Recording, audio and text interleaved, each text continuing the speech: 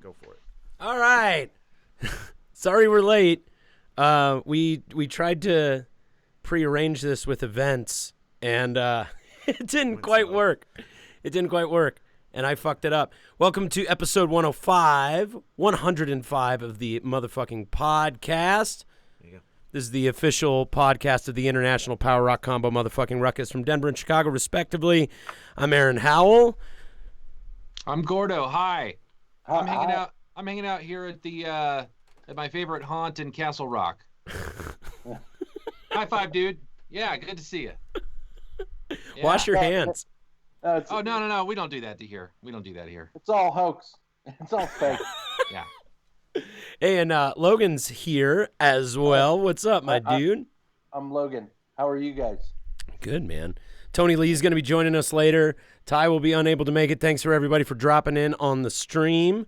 We are going to have a chat going through the whole thing. Logan and Gordo are going to be monitoring the chat.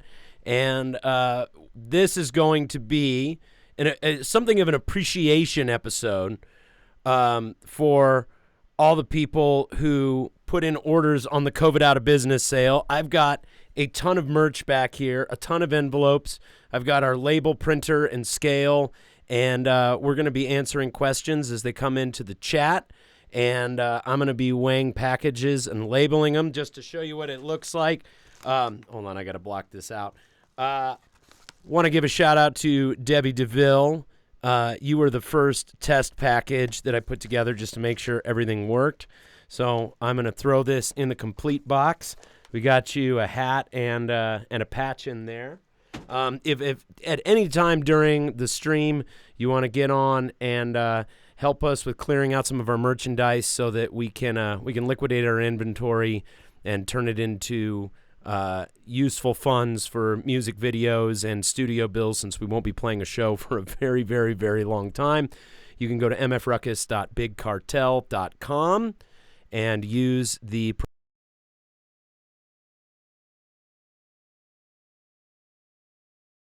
For a while, because like I'm about ready to start my set here at this cafe. Like I mean, like everything's fine here. I don't know what people are bugging out about. I'm really surprised. I'm really surprised that you guys have a crowd there. Yeah. Good. We have a great crowd here. Great crowd here. All the regulars are here, and they came out in full force. It's great. I will say it's very bland. Like that is a very vanilla-ass crowd you got going on. Yeah, and they don't seem to be paying you much attention. And I'm going to be playing some of my alter ego's music. I'm going to be playing some Gordon Lightfoot. So I'm just going to kind of warm up the crowd with these guys here. Like, you know what's messed up is they all look so like bored and sad, and they're just like, not because of your wonderful music, Gordo, but I'm just saying, like, they look like that's a cafe gig, man. Yeah, that's why I'm here. I'm here to bring a little joy into this joyless atmosphere. Right. That's all I can do. And Logan, hello. How are you doing today? I'm doing good. Also in the chat, we've got some fun little stupid emojis. The chat so far. Hey, Gordo, Ethan asked if you can send the chat URL to him on Facebook Or through text. Whatever. Or through text. Okay, hang on here. Just a new URL. Yeah, we got Hulk Logan in the house. What's up, bitch? How you doing, bitch? What's up, bitch? Oh, hey, man. bitches. What's up, bitches? But this little ski mask emoji bandit that's up to no good is my favorite so far. That guy's pretty fun. Also, there's gifts on here too, y'all. Oh shit! There's gifts on.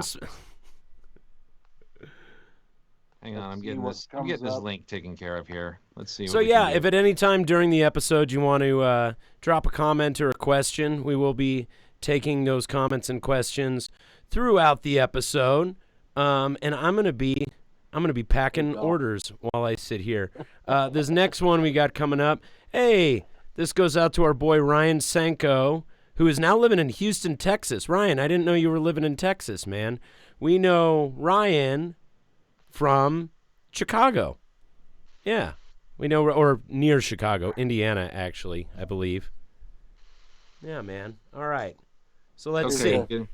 Getting this link handed out now. I love this picture you sent me. This is going to be awesome. There's some Chicago gifage for you. Oh, yes. Farley. Fucking goat. Okay, let me get this link generated here. Okay, so for Ryan, we've got one of the Josh Finley design Party Machine shirts. We've got those are going away soon, huh? Yeah, dude. We've got 25 orders to pack here, man. We really got a lot of people, and then we've got the Keep Denver Shitty design by the one and only Jay Party Lord, and then I love that shirt. Yeah. People are really stoked on the new Jay Party Lord merch we have. Did you see the stuff that Jay's working on right now? Have you? Jay got his own printing setup, and he's been doing custom prints for people. I went and picked up one of his shirts.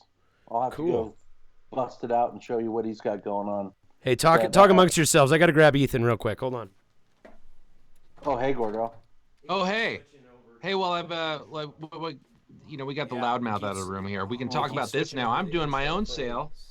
Over at Gordophonic Records, all this great stuff behind me. 30% off any order of $30 or more. Check it out, man. The code is ISO crazy. Get over there. Do it. Hey, do it now. Drop a link in the chat, yo. That's all I got. Oh, God, that's a brilliant idea. Can you drop links in the chat? I'm going to drop links right here in my trousers. Hang on. Dropping links. Droppinglinks.com. I'm dropping links. I still got nothing in this chat thing here. God damn. Well, probably because no one likes us and no one has anything to say. Yeah. Bro. Alright, I'm just gonna sit here. Yeah. I don't know what's causing that. Oh, this is gold. It's I have no way of gold. telling if anybody's on here, but I am having fun with these little images here. So what's coming across in the chat in this chat right here on the side, the Skype side chat, is this all going into the chat stream? No, it is not. Okay, this Skype is not connected. This is just a little side chat. And if we could keep side talk to a minimum, okay, during the presentation, I'd really appreciate it. Oh, so nobody can see this comedy gold I'm dropping over here? No one can see the comedy gold you're dropping. All right. And he sent me such a good background. I'm gonna get that set up next. This is great. Like I said earlier, GordoPhonicRecords.com. Get all of this sweet merchandise behind me. It's super cheap right now. I really feel that this is a productive use of our time right here. The Skype jokes. It's great. I feel like we're getting like all the jokes and all the promotional stuff, like everything in here. This is perfect. This is perfect. Let me see here. And I love all the gifs, the gifs. What, I don't know how people say it. The gifs, the gifs, the sweeps, the bleeps, and the creeps. Okay, is it coming? Yes, it's coming. Yes. Okay, it looks like there is actual chat in Facebook, but it's not going on to the chat URL. So you might just need to go to the stream on Facebook to see what people are saying. So it's not do that. I can take a look at that. Let's see who's on the chat in there. Before I get to my official duties, I'm gonna have to get to this image because this is perfection right here. Oh, thank you. I like it a whole lot.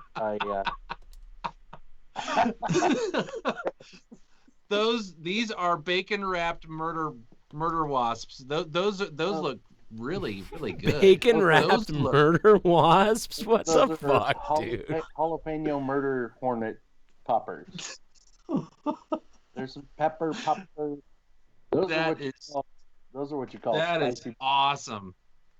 Yeah, those are spicy little bastards, huh? Those are some spicy. Okay. Let me get on the Facebook. Got my device going over to Facebook. Oh, I can hear myself talking. That's weird.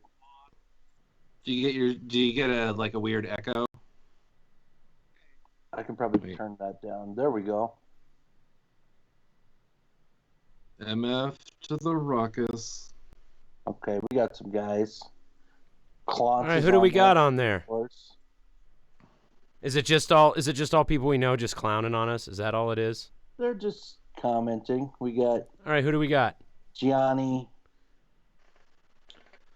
Fonz. It's only a matter of time before Pop starts. Cool. Hey, Fonz. Thanks for watching my DJ set the other night. I got kicked off by the man, though. Right, for streaming stuff that you didn't have license to stream? Hey, speaking of bacon, I have a really related question here, okay? Kevin Bacon can go on fucking Facebook Live and play a Van Morrison song for 53,000 people. And I go on there and I play a Kaya song for 53 people, and they're like, we're going to suspend your account. You're under arrest from Facebook. Well, I don't get it. But were you streaming the actual song itself, or were you performing a cover? No, that shouldn't be.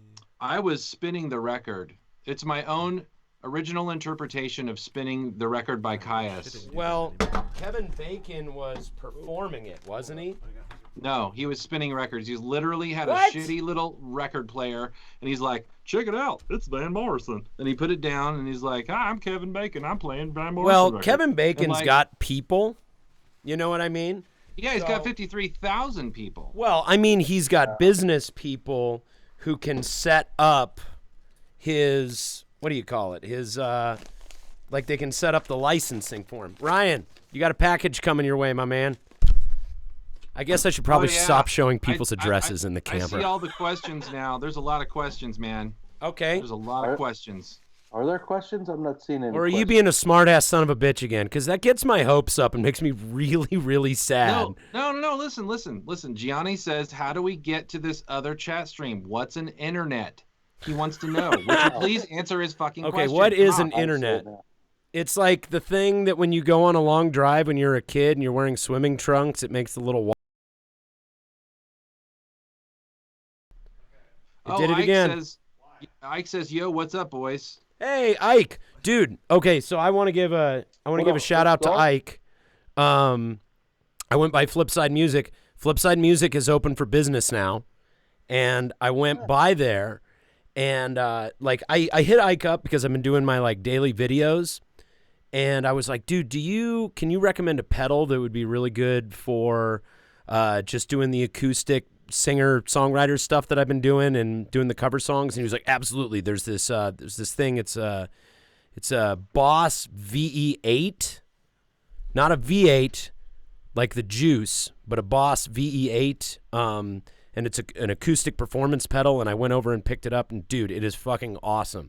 I just put up a new video today. I've got to like learn some of the features, but just straight out of the box, it sounded really good. It makes me sound better than I am. So shout out to Ike. Thank you so much for hooking me up with that, my man. I appreciate it. Aaron, your guitar videos have been fire lately, man. You're getting is that true? Really Thank you. Good. Yeah. I'm pretty excited about it, man.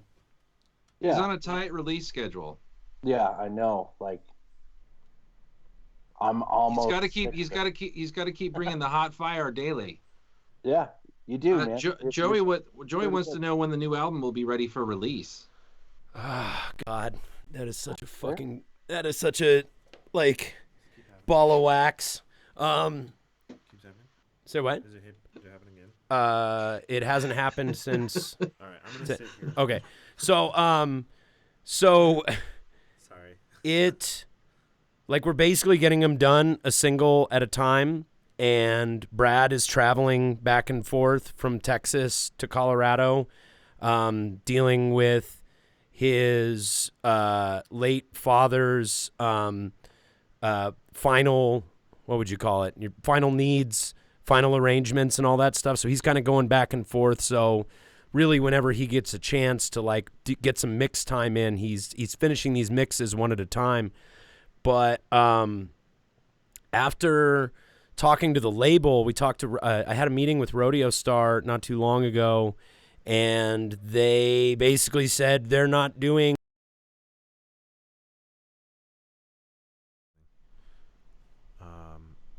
We've turned off the automatic scene switcher. So,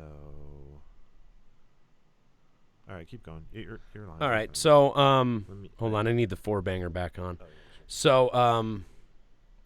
So yeah, we talked to the label, and they basically said that they're not going to be doing anything for the foreseeable future, and they even recommended that we just do it as an independent release.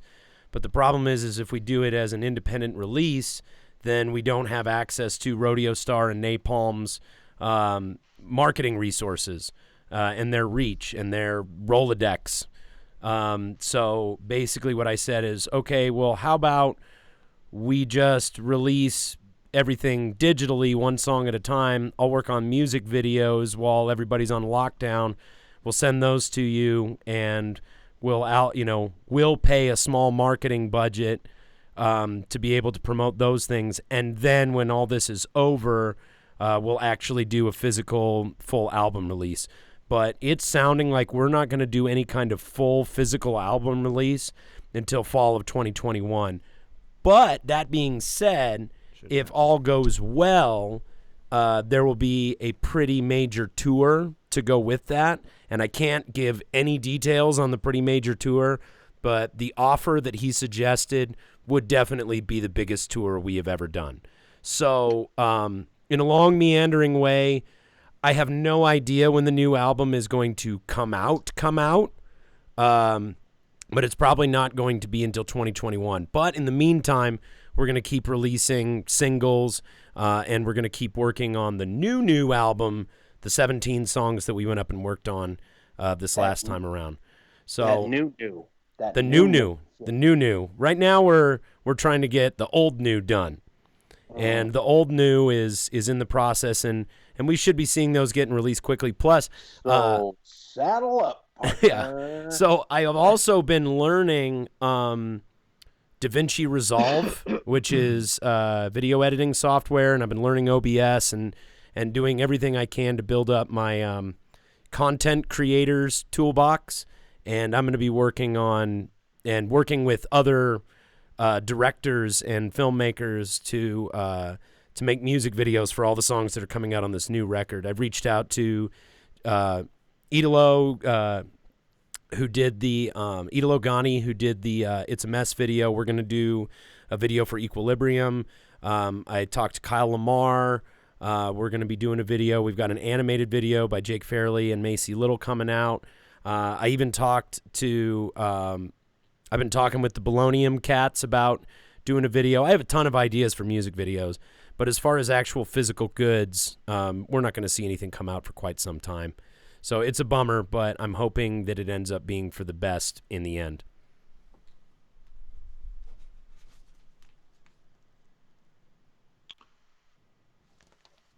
Are you guys there?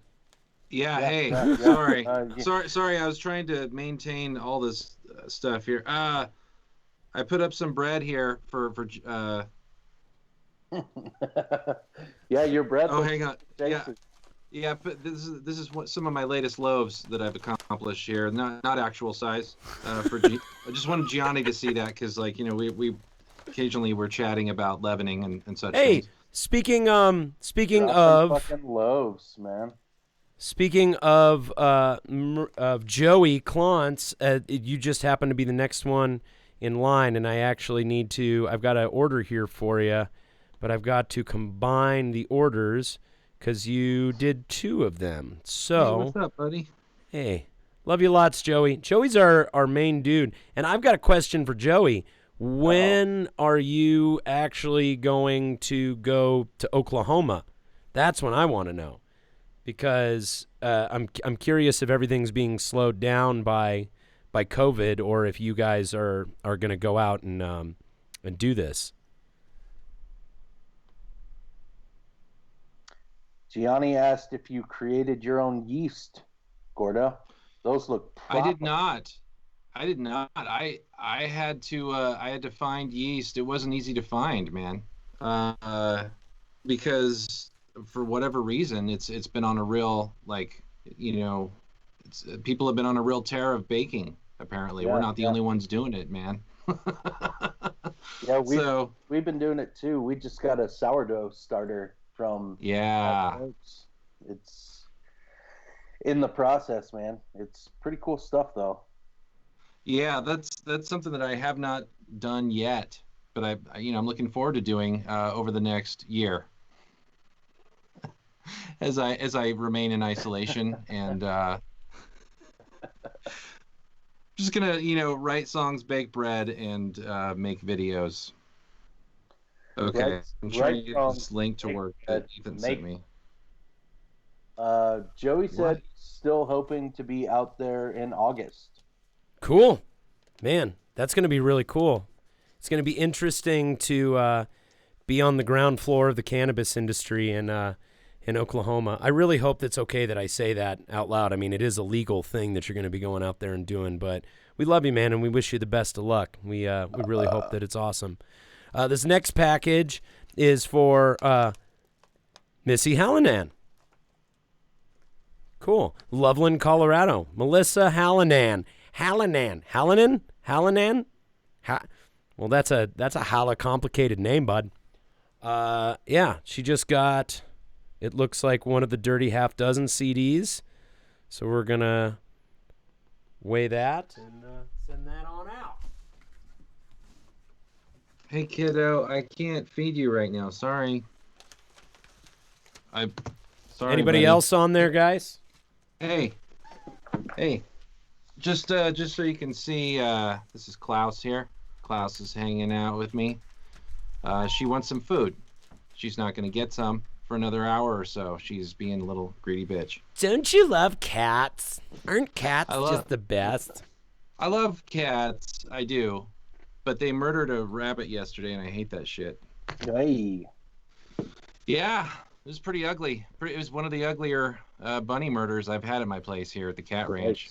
Really, really bloody. Fuck.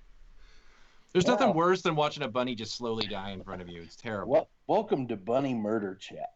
That's pretty much, yeah, it's just like, yeah. It's murder central over here. Yeah. Hey, Logs, what you been up to since the last time I talked to you, man? Oh, this and that. Yeah, not drinking heavily, that's for sure. He means he is drinking heavily, you guys. Yeah. We've got Bonnie Finley in the house. Hey, Bonnie Finley. Chemical X. Who from Chemical X? Kaylin. Hey, Kaylin, what's up, my man? How you doing? I'm just seeing who's joining. Mary Zelinsky's here. Hey, Mary Zelinsky. What up, kitty? How you doing? But yeah, I've just been taking care of shit around the house. I killed my entire yard of weeds, and I'm gonna dig that shit up and try to make it nice. All right. Shout out to Missy Hallinan. Thank you very much. Appreciate ya. Boring quarantine stuff. Do you have any idea when or if work is going to happen for you? Like, I haven't been really paying attention to the timeline for bar stuff, just because the bar is just kind of a secondary part of our business. It's mostly food, so I haven't really been paying attention to what the plan is with opening bars, at least in our state. It's a slow crawl to get there. Like, hair salons and tattoo shops opened up, but they are very, very like small caps. Like Melon from EOD was telling me he can have 10 people in his shop at all times. Right. So that means, and they're like doing appointments. Like you have to call in and make sure like you're approved and all that shit. But they have 5 artists and 5 people getting tattooed at all times, and that's like very slow, But yeah, that's super slow. They're open, but bars at least another month. So I'm thinking like beginning of June, maybe beginning of July. So You know, they're starting to give restaurants they're getting ready to give restaurants the option of having dine-in guests with social distancing protocols, and Fire on the Mountain just said no. Like, we're not going to open the dining room number one, for safety, and number two, just because it's crazy enough trying to run our to-go and our take-out and delivery business just with the volume of business coming in. If you try and throw in customers spaced 6 feet apart in our dining room at the same time, it's going to be total chaos. So we're You're scared of hanging out with my buddies here? Is that what you're saying? They are definitely not distancing. Yeah, These guys are having a blast. So we're just going to let it ride. Looks safe to me, man. Hell yeah. Open it up. Okay, we got a couple of new questions, apparently from the stream, which I can't access, but Ethan's feeding me some questions here. Yeah, thank you, Ethan. Not uploading either. Megavic77 asks when the new album will be released. I think you maybe already covered that's Joey. But also, Aaron Evanson wants to know if you're going to grow your hair out or keep it bald. Inquiring minds want to know. You know what, man? A thing happened when I shaved my head is I got to see how truly balding I got to see how advanced my hair loss was, and I don't think I'm gonna go back, man. I think I'm gonna stick with this. The only difference is I might go shorter. I might start shaving it all the way down and bicking it. Don't get me wrong. I love the mane. I love the crazy hair on stage, but it's only going to get worse. And I think at this time, if I tried growing it out, it would just look really sad. And I'm kind of liking this. In doing this, I'm embracing my middle age. So to answer your question, I think I'm going to stick with this for a while. Joey says bick it.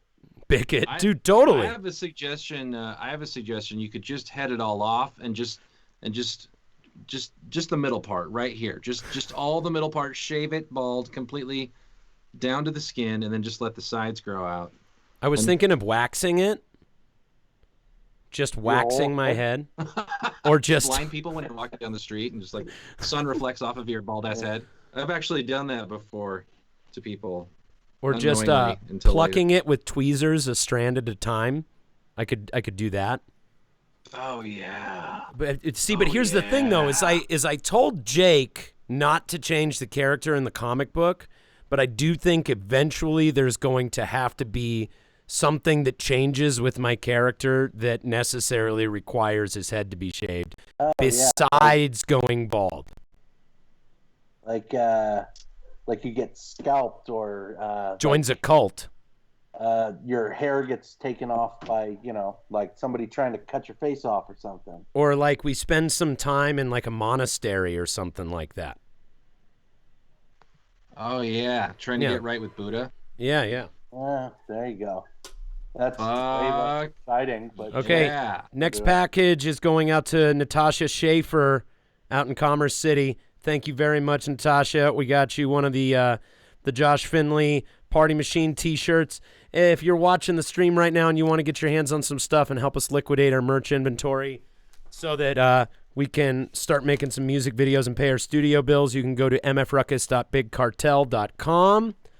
And in fact, one of you guys throw that link in the chat, mfruckus.bigcartel.com, and you can use the promo code COVID at checkout, and you'll get 15% off your whole order. So thank you very much, Natasha. You're helping us stay afloat. We really appreciate it. All right, let's see. Next one. What you got for questions there, guys? Anything? Oh, boy, I don't have anything right now. This is confusing. What, the chat or? Just I'm trying to. God damn it! Yeah, I have to use my phone for this thing. Yeah, mine's not like updating too quickly. Yeah, it's kind of a shitty way to do it. I would use my computer, but like I've got this one doing this, and Then I've got. It might be better to my wife's just doing open up like a Facebook chat directly. thing, and like everything's gonna just go. It's just gonna the whole. No, I hear you. You know what I mean? Bonnie said MF Ruckus Bolognium split LP plus gig. Any comments? Yes. Executive order. Yes. Okay. Sounds awesome. That sounds like a really cool idea because, I mean, I don't think that. You get the little huggy. So Rodeo Star doesn't have the rights to any specific songs off the new album, okay? Like, really, we get to decide what goes on the new album. So it would be within the realm of possibility if we could find a way to finance it, Bonnie, to take a couple of the songs from the batch that we're working on and throw them on a split with Bolognium and do a show and a release. That would be super fun. I would love to do that. Plus, I wanted to reach out to you and tell you I talked to Richard Taylor, and I asked him about helping me with a video because I want to do a video with puppets, and he said that you guys were actually working on a puppet video as well, and I wanted to see if we could work out a thing where I help you make the puppets for the Bolognium video, and then you help me make the puppets for the Ruckus video. I've got this really great idea for a video for one of our songs, and I wanted to run it by you. So get in touch with me and let's talk about that. But to answer your question, yes, I would love to do something between Bolognium and Ruckus. I think that'd be a ton of fun. As long as you draw the album cover. That's my only caveat. Like, I saw that poster you did for the show you guys were supposed to do at High Dive with Gort versus Goom, and I wanted to be on the show just because of the poster, because you drew everybody on the poster, and it was fucking awesome. So yeah, let's do something. Oh, Gianni's got a good question. Okay. Was Little Richard the architect of rock and roll? Any influence to MF or Granny Tweed? That, the Plague Band, and Jerry Stiller has been a real drag. Yeah, the Jerry Stiller thing. Did Jerry Stiller pass away too? Yeah, there's been a lot of deaths that have been really bumming me out for sure, man. Like, that is. You know, of course I'm sad about the loss of Little Richard, but Little Richard was also 86 years old, and he made it a long time, and he made such a monolithic contribution. Like, I don't know, like a gargantuan contribution, a mastodonical contribution to music. I saw our buddy Rocky. He posted something recently that talked about the origins of the term rock and roll, you know, and it's and about how it was just about getting it on with your baby and sticking it to the man, and like so much of what we do, whether it was directly influenced by Little Richard or not, was influenced by him by proxy, because everything that has influenced us was influenced by tributaries of his contribution. I mean, he, like you said, the architect of rock and roll. Now, that being said, personally, I was very influenced by Little Richard. You know, I grew up on the classic oldies stuff that my dad listened to, and that included, you know, Little Richard, the Beach Boys, and you know, the Ventures and things like that. Yeah, I mean, a lot of the stuff that, especially Tony's style of playing is based in, you know, 4-bar blues, you know, and writing straight ahead rock and roll songs has kind of been a big part of our formula, at least since Tay joined the band. And Tay, I know for a fact, is hugely influenced by Little Richard. So when Tay joined the band and started changing the direction of the style of music that we were playing, and then, of course, that inevitably ended up attracting Tony because they had those similar interests. Yeah, that, I mean, it would be arguable that, like, Little Richard's body of work and Little Richard's contribution is the container in which all the other influences existed that have informed our what would you call it? That have informed our sensibilities as far as rock and roll are concerned. So yeah, man, absolutely. And I'm sad that he's left the earth, but I am so grateful for the contribution he made. And I didn't know about Jerry Stiller, but I am super grateful for the contribution that Jerry Stiller made to comedy. Yeah, man, they both definitely left their mark on the planet Earth and human civilization. So yeah, man, shout out to Little Richard. Love that dude. Yeah, I got to say that, my dad was a real fan of Little Richard, not only for his musical influence, but just like his influence on kind of queer music culture as well. Right. And now tell me a little bit about that, about how your dad experienced it, like from your knowledge. That's very interesting. I hadn't thought of that. He was just simply, he was really out there and flamboyant at a time when it was super not cool.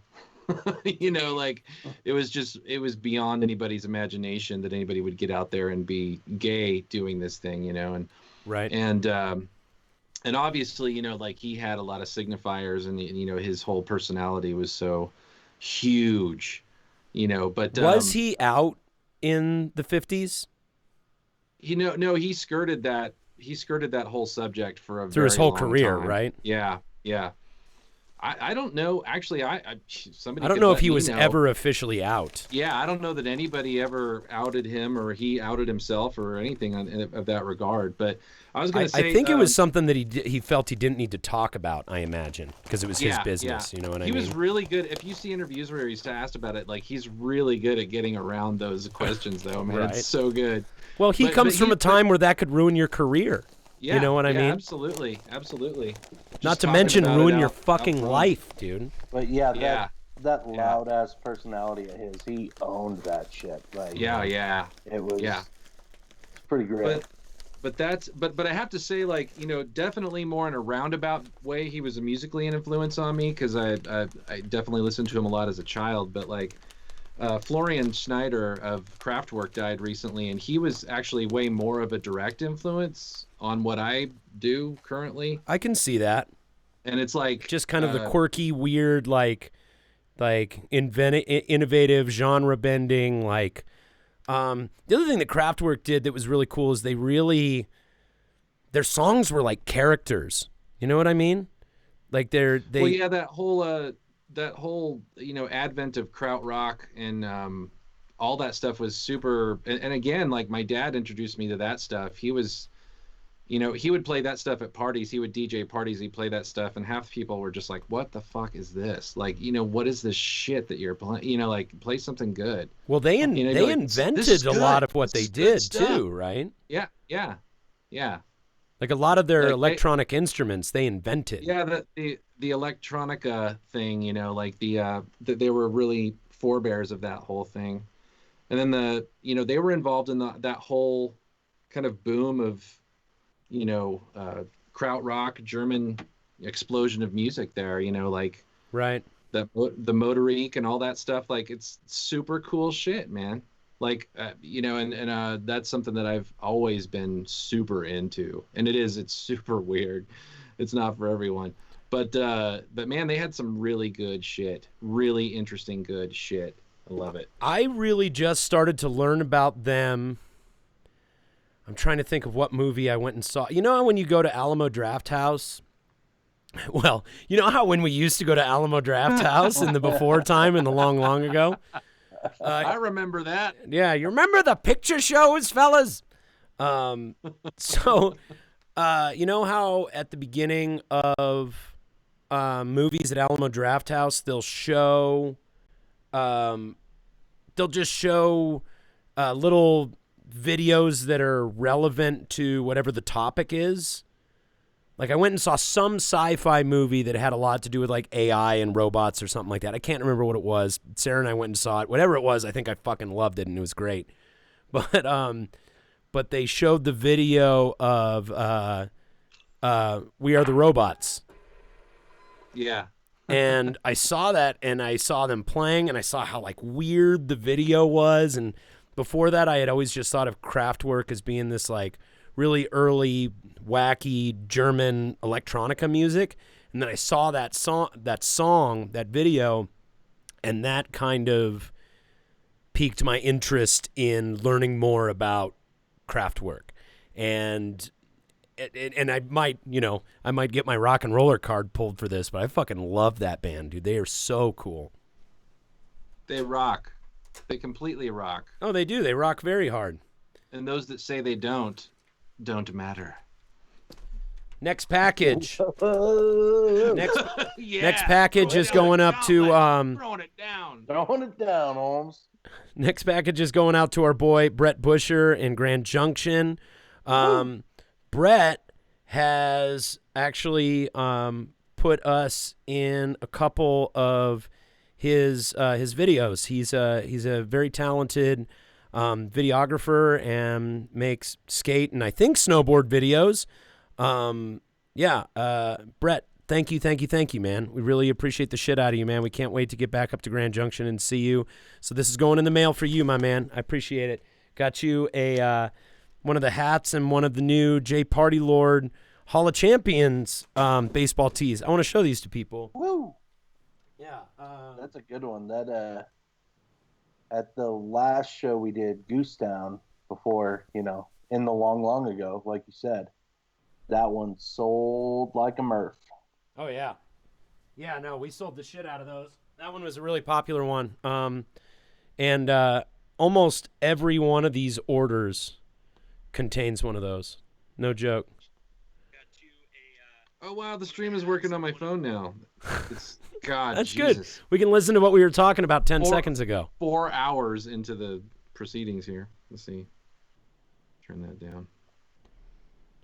Yeah, man. I got it going on my phone too, which is, hey, if we're all on here and we're all watching it on our phone, so that's half of the people watching right now. Cool. Hey, we are our own audience, man. Hey, we're fans of what we do, after all. Yeah. It's like we're like the army, man. We're an audience of one. I'm gonna ask myself a question real quick.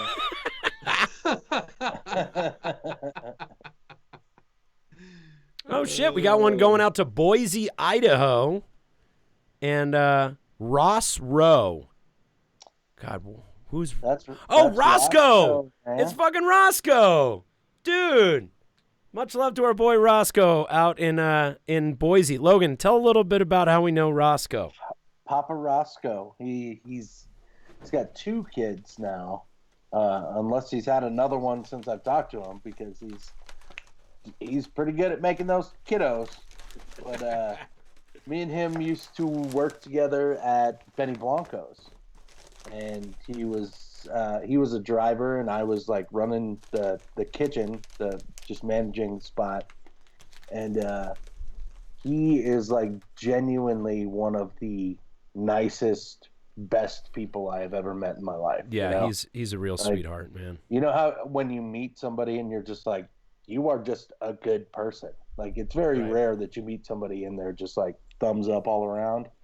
Roscoe is one of those dudes, and made more of those dudes. So we met his dad too. His dad's a solid dude. Yeah. Those pictures come up on my phone every once in a while of us partying with his dad. Really? At our very empty show in Boise, Idaho. I love the dude, man. I love him. He's always been he had a band for a while too, didn't he? It was Roscoe's Dusty Bottle Jug Band.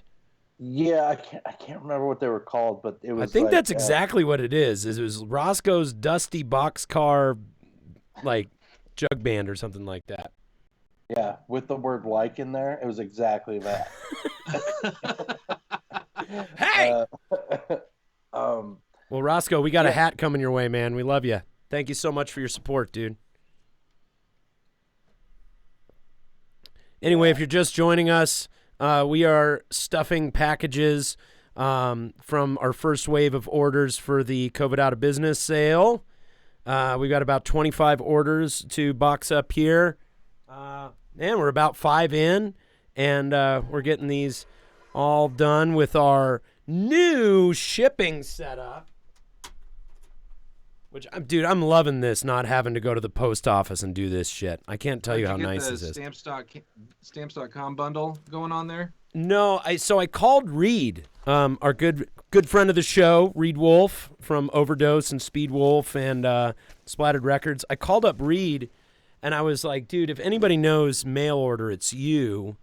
I was hoping you could give me some pointers on what to do. And he started with like, oh, well, you're going to want to set up a store and da-da. And I'm like, no, we have a store. I just, I want to set up our shipping stuff. And he told me about ShipStation, which hooks up to Stamps.com and also connects to our big cartel. So every time an order goes on, it automatically connects to our ShipStation account.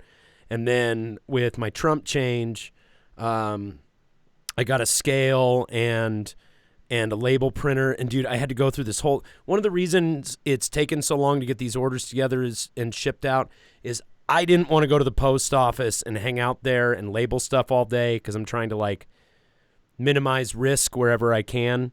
And hanging out in the post office just didn't sound like a lot of fun, especially given the current circumstances. So I bought some stuff from Uline, some shipping stuff. And they sent me, like, first of all, I bought the wrong printer because I don't know what I'm doing. And then they wouldn't let me return it because it wasn't in the original packaging. And they had to send me a box to send them the printer back and get the right printer instead of just Joshua Finley. Hey, Joshua Finley's on. Right on. We're selling some of your T-shirts here, my man. Colden is on here, too. Who is? You know what? We're selling them too. I'm selling them too. I'm selling them out of my basement. You're selling them out of your room there. We got a cooperative Joshua Finley art situation going on here. A lot of people are selling Joshua Finley's stuff. Yeah. A lot of people. This is the Joshua Finley fan podcast, by the way. What it is now. What have you guys heard that Josh is up to these days? What is he doing right now? Yeah, what are you up to, Josh? Maybe he'll tell us. No. No. You'd rather hear what we think he's doing right now? Yeah. I think he's drawing. That's what I think he's doing. No. Yeah. I'll bet you he's drawing right now. I guarantee he's drawing and like doing. He's probably drawing 12 different things at the same time. Is probably what he's doing. Making pancakes now. Actually, he says, "Hi, sell stuff. I need drugs." Sell stuff. I need drugs. That's good. Yeah. What are you up to, Josh? Tell us what you're doing. Drawing and murals and boredom. Drawing and murals and boredom. Yeah. I miss you, pal. I like it when you tag me and send me funny stuff on the internet because I know you have a funny sense of humor. So I like it. That's great. Yeah, we've been one thing that has remained constant about Joshua Finley is his outgoing voice message. He has had that same outgoing voice message pretty much the entire time I've known him. Joshua Finley's hand television. Exactly.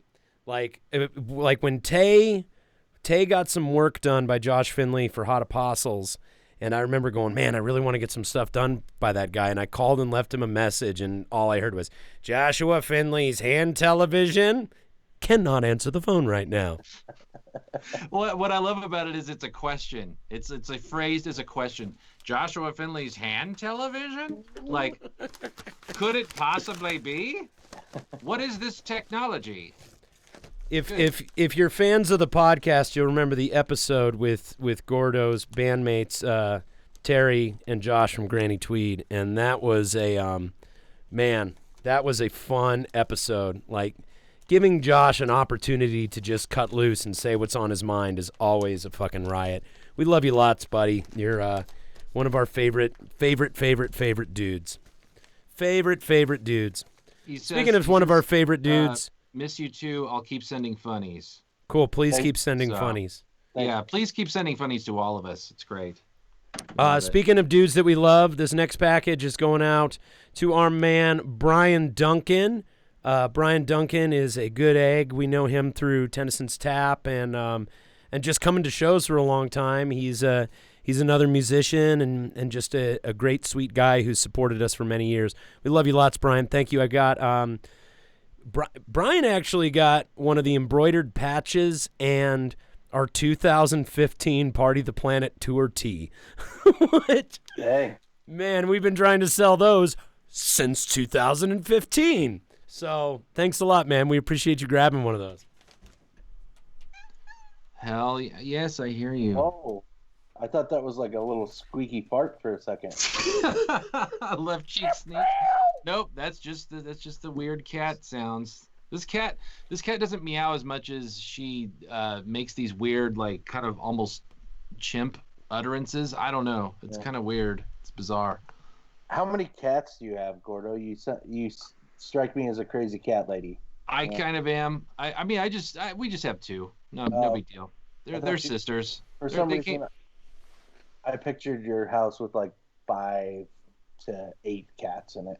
Cats have been a fascination of mine since I was a kid, but never really had more than 3 at one time. You never want more than 2, is my feeling.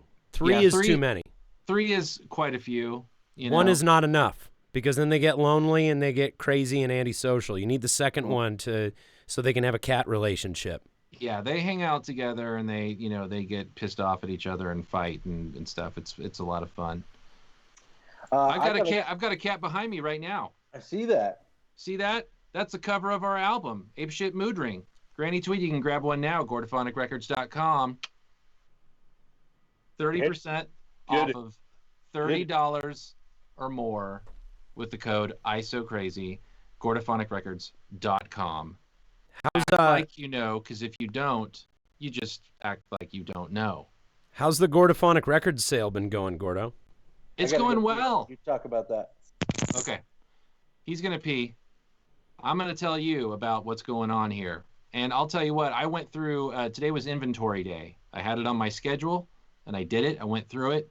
And things are looking good because I have more space.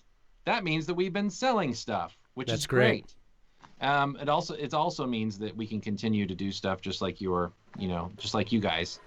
It means we can continue to make videos. It means we can continue to, put out stuff and exist as a band in a world in which that doesn't want bands to exist anymore in the traditional sense. I mean, I wonder what's gonna happen, man. It's so up in the air right now. What's gonna happen? Yeah. We're going to be I think we'll be the last ones out there. So, we'll see what happens between now and then. Yeah. I've been reading articles about, some of the larger venues and some of the larger booking organizations and things like that. And, they're scrambling just as much as anybody else is right now. Right.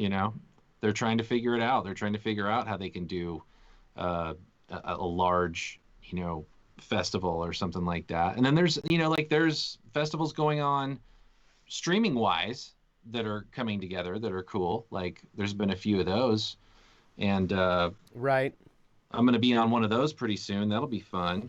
I talked to Ike from Flipside when I went by to get that pedal, and we were talking about putting something together. His whole staff is like doing what we're doing and like learning OBS and learning DaVinci Resolve and trying to figure out ways to make it work. And they want to start doing stuff from the showroom. By the way, I know I mentioned this already, but Flipside Music is open for business. They are taking customers with safety guidelines in place and masks in place.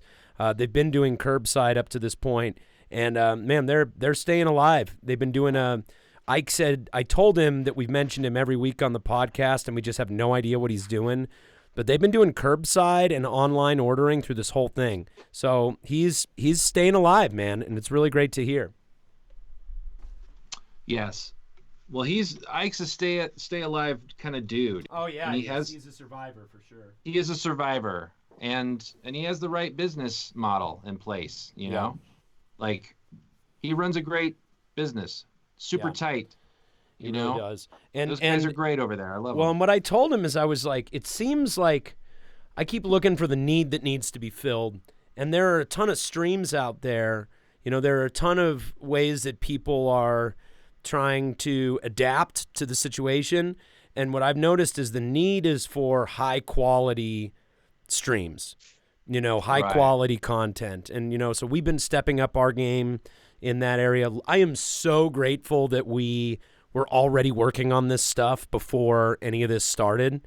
You know what I mean? Right. Like, so we're a little ahead of the curve, but Ike's doing the same thing, man. He's got his whole team. Like, he had 3 employees in the store, and all of them had knowledge of video and audio production. Like, they all knew what they were doing. They all knew what they were talking about, and they are hot to work on something.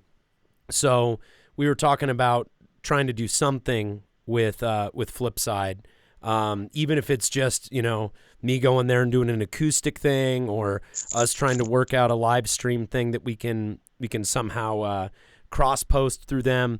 They're in the process of trying to get it together. Everybody is very rapidly figuring out the ways to stay alive in all this. Right. In all of what? What are you talking about? Oh, Gordo.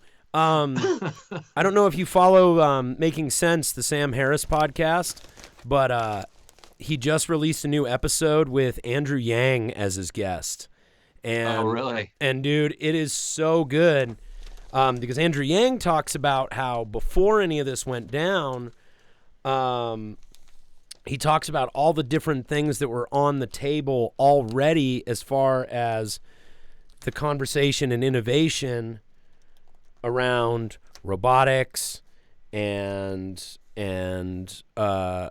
automation and basically and video conferencing and all these things that and universal basic income. One of the things that he ran on with his presidential campaign, and he was just naming off all these things that were kind of already on the table before COVID, and now COVID has forced those things to kind of go into overdrive, and the need for them to be developed to come up. I want to say he named off 10 things that were already in the process and have now just been kicked into overdrive. I'd have to look it up, but I really recommend listening to the episode.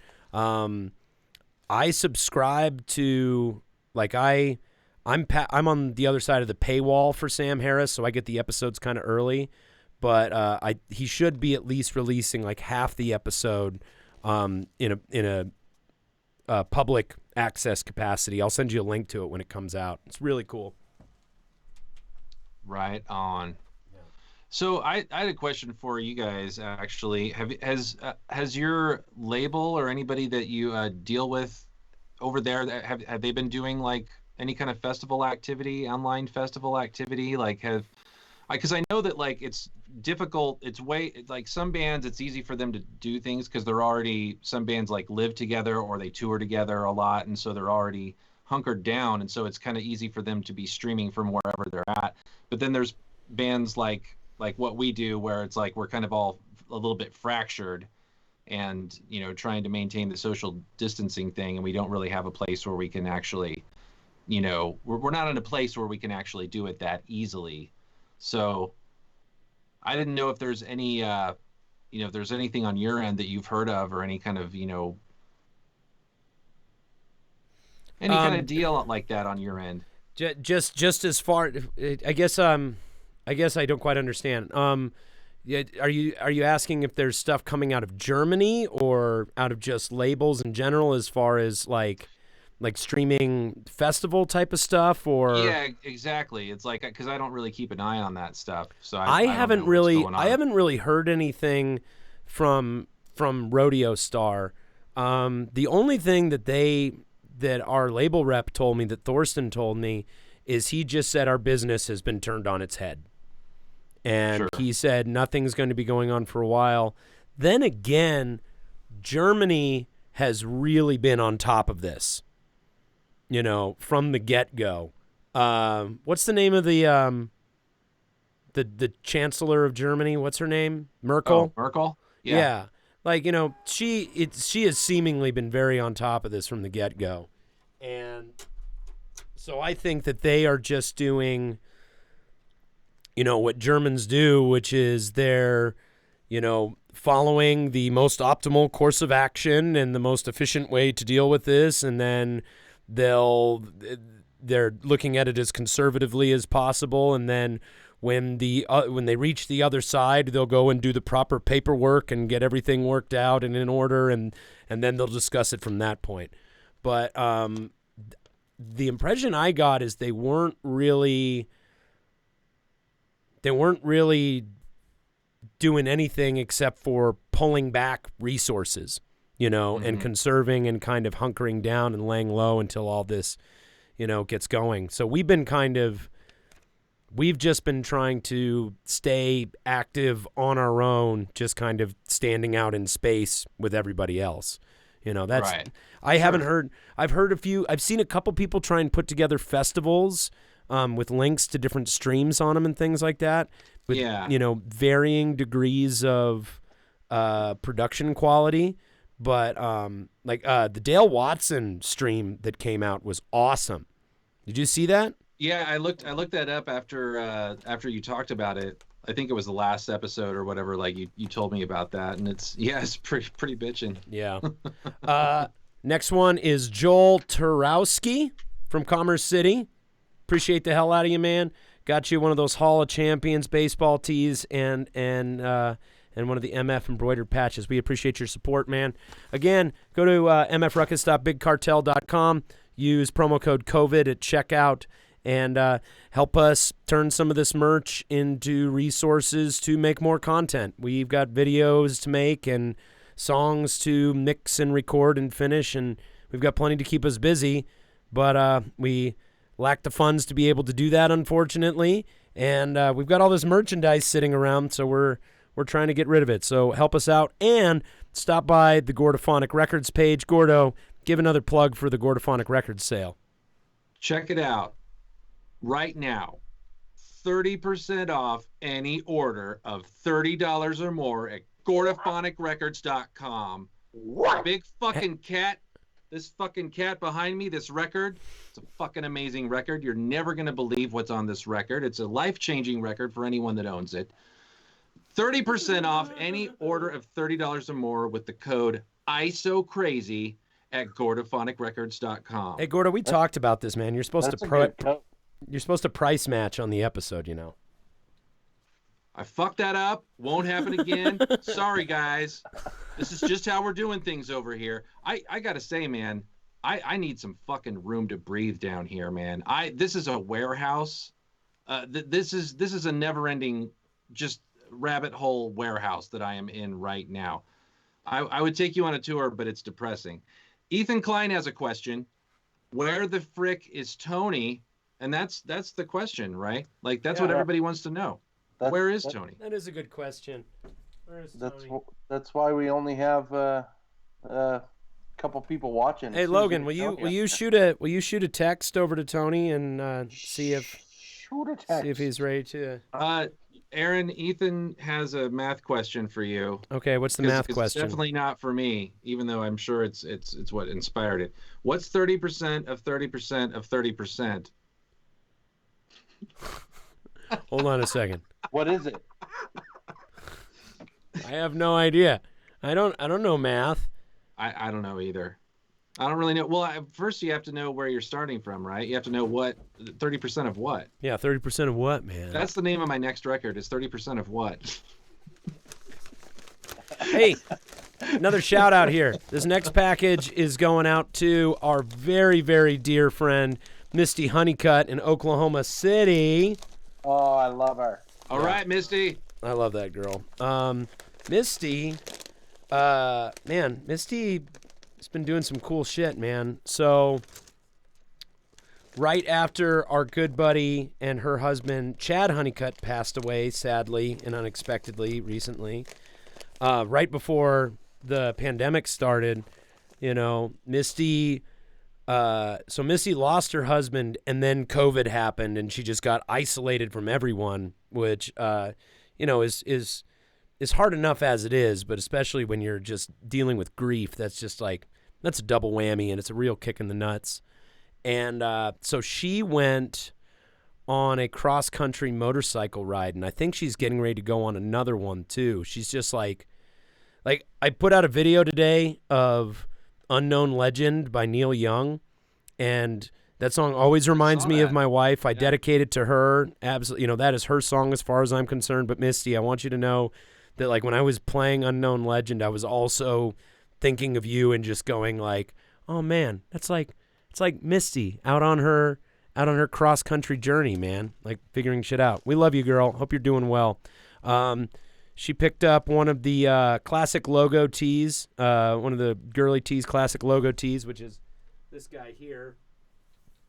One of those guys, which we have had since the first time we came to Oklahoma City back in like It's an OG shirt. 2013. Yeah, it's a very old shirt. And then one of the J Party Lord Keep Denver Shitty shirts, which are awesome. We showed some of those earlier. I'm gonna print up the label for her right now.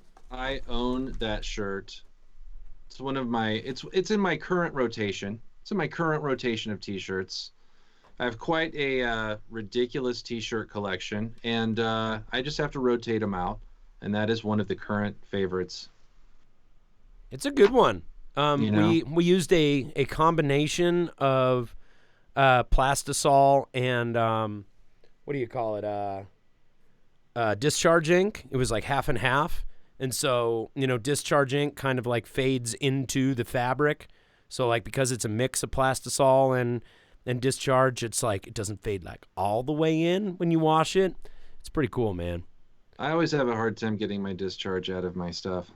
Yeah, it's just especially shirts, man. Yeah, it's rough. Socks, forget it.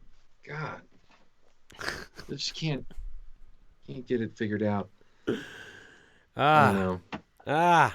So anyway, discharge.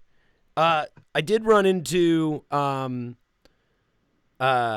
Justin Lent from Chain Reaction Records, and he said that they are back in business with social distancing guidelines in place and masks and limits to the number of people that can be in there. So if you're in the Denver area and you want to get some badass records, you can go get them over at Chain Reaction Records. Some of you came to our live show there. We had a fucking blast, man. It was awesome. That was the last show that I played. That was a lot of fun. Dude, how does it feel to like have you given a lot of thought to the last things that you did and the fact that like we were many people's last show? Yeah, well, actually, I never thought about it that way, but I've often thought of that show, and that it was just a lot of fun. It was fun hanging out with you guys and playing that place. Like, and I think fondly back on those memories. Dude, Like it was just a short time ago, but like, man, yeah, I miss those. I miss those activities. Yeah. For Christ's sake, like just hanging out, being in proximity, being next to somebody at the bin next to you, looking through some records, like when was the last time I did that? That was the last time I did that, So guys, I've got to go run into the other room and get some vinyl shipping stuff because I've actually got to ship an LP to our buddy Nathan Wade, Nasty Nate in Newport News, Virginia. No way. Yeah, man. He picked up one of the LPs. Logan, I'm going to run and go grab that. Start telling people about Newport News and like our experience there. See if you can dial up the memory banks and bring it in. I'll be right back. Story time. Those are some foggy memories, man. Like we got paid to go out and play in Newport News by this guy we had never met before, and this was pre-Facebook, so it was like all emails and phone calls, and just like this dude we had never met before was like, come play my house party and I will pay you guys to get out here. And we were just like, all right, man. So we showed up, and this dude had Area 51, the little like shooter game, in his living room, and he was just like this dude with like a party house, and we were just like, this is gonna be awesome, this is gonna be great. So like he was just getting supplies and beer and everything like all day. And then as the sun starts going down, people start showing up to this house, and we were just like, oh man, this is gonna be crazy. This is gonna be like just nuts, you know. We played in a living room, like your living room. We played in like a living room like that. Yeah. You know? And it was just bonkers crazy, and people loved it. And that was super fun. They had like one of the gas tank like whiskey feeders, you know, with the little pump. And me and Tony were just like feeding each other whiskey out of that thing. And the end of the set, I like lost my footing and fell down onto my Kept back. playing too. Kept playing. Shit. It was just like, it was a fucking crazy party time. But yeah, thanks, Nate. Yeah, and then we ended up having a few times that we went out there, and it was like, there's just so little that goes on in Newport News. You know what I mean? So like a house party at fucking Nasty Nate's house was, you know, that was the big deal in town. We had and these weren't like punk rockers or metalheads. These were like regular Joe Virginians, like just regular people, just regular suburban folks coming out to go to a house party at Nate's. And they had such a good time. And Nate's been a friend ever since. I would really love to get back out there. We love you, man. Thank you so much. Yeah. Hey, Gordo, I've got a quick question for you as a record guy. Yes. What mail service? What mail service do I need to use for shipping vinyl? Is it Media Mail? I always use Media Mail pretty much exclusively. Really? Even for sending shirts and stuff like that? No, just for media. You know, just for CDs, records, stuff like that. Okay. Sometimes I get away with like sending stickers and, you know, other stuff in there with it. They always remind you at the post office. It's hilarious. They always remind me, at least, like, okay, you know, if there's anything else in there, we could just reject this, you know, and it's going to go through the, you know, it's going to go through the vetting process or whatever for Media Mail. And if you have any correspondence in there, it's not going to go through. It always goes through. What size is this package, like the media mailer or the vinyl mailer? Is it 13 by 13? No, it's not. It's probably like 12.5 by 12.5, maybe 12.25 by 12.25. Are you being a smartass or are you being serious? No, I'm being completely serious. Okay, cool. Right. I know why you would ask. But no, that's what I think, because it's usually a pretty tight fit. So and then what is that? An inch? Yeah, 1 inch. This is like the only one I have to change the dimensions on. Okay. Cool. My man, Nasty Nate. Dude, and then like the next time that we went out there, like Logan just found this guy on MySpace, right? I don't remember if it was MySpace or just like I sent him an email. It was a long time ago. So I think you just found, you know what? I think you found him on MySpace because I was booking shows and I was just like, hey, just start searching for people in these towns and see who you can find. And you found this guy, Nate, on MySpace, and we just went out there on a whim to see what happened. And then he ended up saying like, oh, next time you guys come through, you'll have to play this place, Pictures. My dude John Ledge will set you guys up. And then it was like a sports bar, and like the next time we went through, we did an all-night set. They ended up paying us like $1,200 to like play an all-night set, and like all we could drink, and just had an amazing fucking time. And then the next day, we were done. Like we played like everything we had, and the owner of the place came up to us and he was like, "Keep playing." And I was like, "Man, we can't. That's all we got. We don't have any more songs." And he just handed me a $100 bill.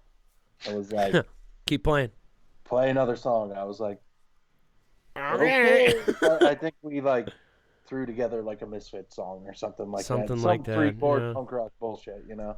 I was like, "All right, keep them bills coming, man." Dude, and that was, I think that was before.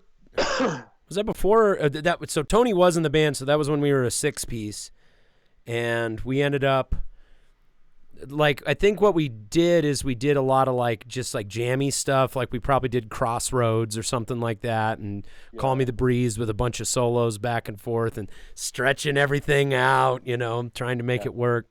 It was a ton of fun, man. I really miss going out there. You know who lives there now is Marcus Diefenthaler, the president of Turbo Jugend Chicago, who was our foothold in Germany, the guy who got us out to Germany for the first time. He lives in Newport News now.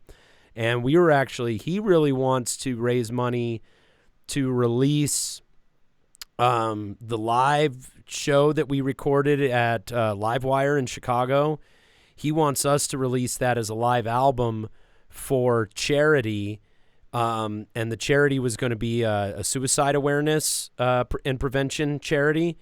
And we were going to do a mock-up of Kiss Alive because, you know, it's like it's a suicide charity, so it's about staying alive and stuff like that. So I think it was going to be called like MF Ruckus Alive or something like that, and then we were going to donate the proceeds to charity. So I need to get back with them about that. Awesome. Yeah, shout out to Marcus, man. I got a package. Go ahead. I know Tony would be all about that, like having the Kiss mock-up and everything. By the way, Tony says he's running super late and he doesn't know if he's going to make it. So. Okay, cool. All right, well, that's fine. We'll be all right. This next one, speaking of Tony, this one goes out to the one and only Frida Wilburn. Where do we even begin with Frida Wilburn? Like, I wonder how much we are at liberty to discuss. Frida Wilburn is Tony's aunt. And even pronouncing aunt that way is churching it up quite a bit. So hold on. Hold on. Let me get her stuff real quick. So she got churching it up. On the MF pod. You heard it here first. Oh, man. Churching it up with MF Ruckus. Oh, okay. That should be the new name of the podcast. Churching it up. So Frida got one of these old Dirty Half Dozen girly tees from like 2013. We've had those sitting around. And then also the Dirty Half Dozen live album and DVD, which is available on our Big Cartel at mfruckus.bigcartel.com. So Tony's mom is Cuban. So Tony has like his Cuban side of the family. And then Tony's dad, his family is from Tennessee. So Tony has this side of his family that is like Southern. Actually, he's related to the Wilburn brothers, which is this semi-famous country music duo from the 60s, I believe. And Frida is from the Tennessee side of the family. And the very first time we went out to Chicago, we played a show with Tony's old band, The Road Crew, and then we ended up going out and partying with the Wilburn side of the family at the bar that they owned at the time. Frida had a bar at the time, and our very first night in Chicago with Tony's family, we stayed up all night at Frida's bar until the sun came up in the morning. And Nene actually, shout out to Nene, Tony's sister, Three Kings. What's up, Nene? Yeah, love you, girl. I miss Nene. I miss Nene too. So many people. Nene, so Nene, who was, what was she, 19 at the time? Maybe 16, 17 at the time. She was young as shit. She ended up coming and picking us all up in the morning after we had been up all fucking night for some reason. And I remember it completely destroyed my singing voice for like the next 3 shows just because we stayed up all night partying with these guys. And we had a basement jam over at Tony's parents' house where they used to have the jams down in the basement. and I'm like talking like Tom Waits, and my voice is all fucked up, and I can't sing for shit, and I like start telling the story of why my voice is fucked up, and Frida just looks me like right in the eyes and starts shaking her head back and forth. It's like, she's like, you better not tell people what we got up to last night. Anyway, love you, Frida. Do not go there. No, do not go there. How many years later, the cat is out of the bag, yeah? Yeah. And she, I'm not going to name names, but someone in our camp had a brief little tryst with Frida, the motorcycle mama from Tennessee by way of Chicago. We won't name names, but do you remember that? These are hazy days, but no. No. You're gonna have to give me some details about that later. Yeah, I'll tell you off the episode. Oh, it's a really funny story, and when I tell it to you, you're gonna laugh really hard. I will be so kind as to not divulge that recollection here live on the podcast, but it's a very, very, very funny story for the inner circle. Off-air moment. I know that is an off-air moment for sure. I know we don't have hundreds and hundreds of listeners and viewers and all this, but you are king of just like cracking open these like cans of worms that just like the rest of us are like, dude, you shouldn't be. I don't know. You should be talking about this right now, and you're just like, yeah, whatever. I don't care. I mean, things happen. You know what I mean? Let it all hang out, man. And people tell plenty of stories about things that I've gotten up to in my day, much to my chagrin, and I have to just kind of grin and bear it, you know?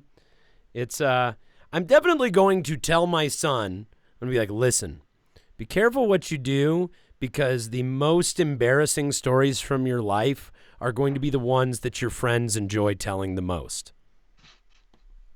It's true. You know, like anytime, like I had, I can't remember. I had an old friend of ours recently reconnect with me. Our friend, Holly's friend Stacy. You remember Stacy that used to hang out? Tall, skinny Stacy that used to hang out. Yeah. She contacted me recently on Facebook and added me as a friend, and she's a mom now, and I'm a dad now. So she goes, oh my God, you're a dad, that's great. And I'm like, oh my God, you're a mom, that's great. And immediately, the first thing she did is, I still tell people the story about when you got naked and thought you were Jesus and stuck your dick and everything in the refrigerator. Like, that was her go-to. And I'm just like, good to hear from you, Stacy. It's great. I used to hang out with a guy. Yeah. It's like, how many people have you told that story to? How does that come up? Dude, and at that time, like, I was like 18 when that happened and didn't really know how booze worked. In fact, I was probably like 16 or 17 at the time. And like, it is not a proud time in my history, but that is like how she remembers me. And like, now I'm somebody's father, and I'm sure it's a little jarring. Yeah. Yeah. Anyway, so Frida, we love you. Thank you so much. We appreciate your support all these years. You're a badass motorcycle mama, and your nephew is one of our favorite people around. So love you lots, Frida. Thank you so much for your support. We've got Beth Boyens watching. Hi, Beth. Hey, Beth Boyens. How's it going, girl? We've got Drew Massman watching. Drew Massman. What's going on, my man? You've got my man Alex watching. How you doing, buddy? Alex, Josh Gonda's husband. Oh, cool. And right that's it. Cool. Welcome to the pro. We got 12 people out there in internet land watching us talk about Aaron sticking his dick and everything in the refrigerator. Well, one thing that I've learned from years of performing in front of 12 people is you never call attention to the fact that there's only 12 of them. You act like That's a good point. You got to do the Mike Damone and go, "Isn't this great? It's so great to see all of you here, man. This is amazing, isn't it? What a great crowd."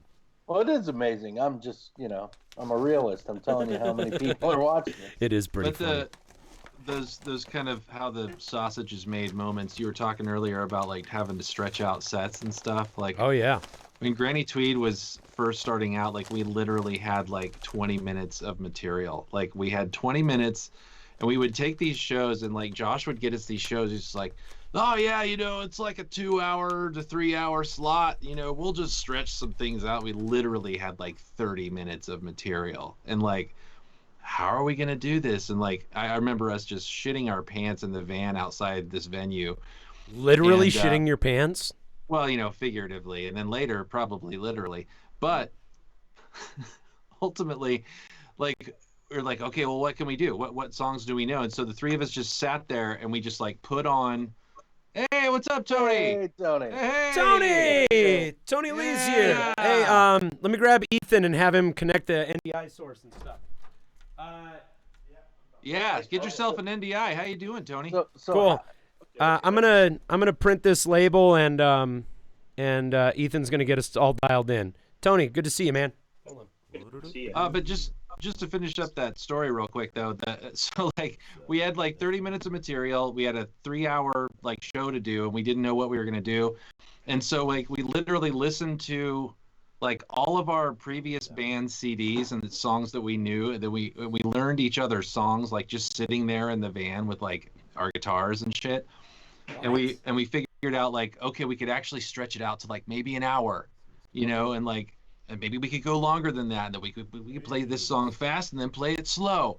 And then like pick this one up, you think, yeah. And it actually ended up working out pretty well. But I remember at one point, like we were super drunk and we were just playing this fucking E chord for fucking ever. Like it's just like keep jamming an E, and like just like we're kind of looking at each other and keep it going. I'm like, I literally have no bag of tricks left here. I can't do anything vocally or with my guitar that's interesting anymore. Like what are we gonna do? And it's just like those moments.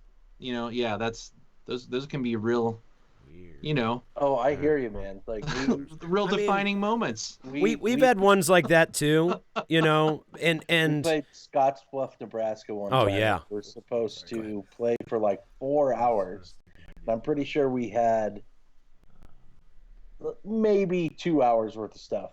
Yeah. And we took a break in the middle, and it was just like we just started over again, and we were just like, well, we'll just fuck around this time and play it a little different or something like that, and we've been there many times. Yeah, you can fake your way through quite a bit. We actually had a period of time where we were really trying to do the longer sets just so we had like little money makers where we could run out and do that, you know what I mean? Because those all-night sets just pay more. So we would. Absolutely, they do. Yeah. We were fortunate to have Tay and Tony where they could just jam forever on shit. You know what I mean? Speaking of Tony, what's going on, my man? Welcome to the program. Oh, hi, guys. How you Please doing, welcome man? the one and only, the Windy City Madman himself, Mr. Tony Lee, to the program. Hey. Oh, my God. It's so uneventful. You just missed some choice Chicago talk. Yeah? Yeah, because I just packed an envelope for your Aunt Frida. Oh, really?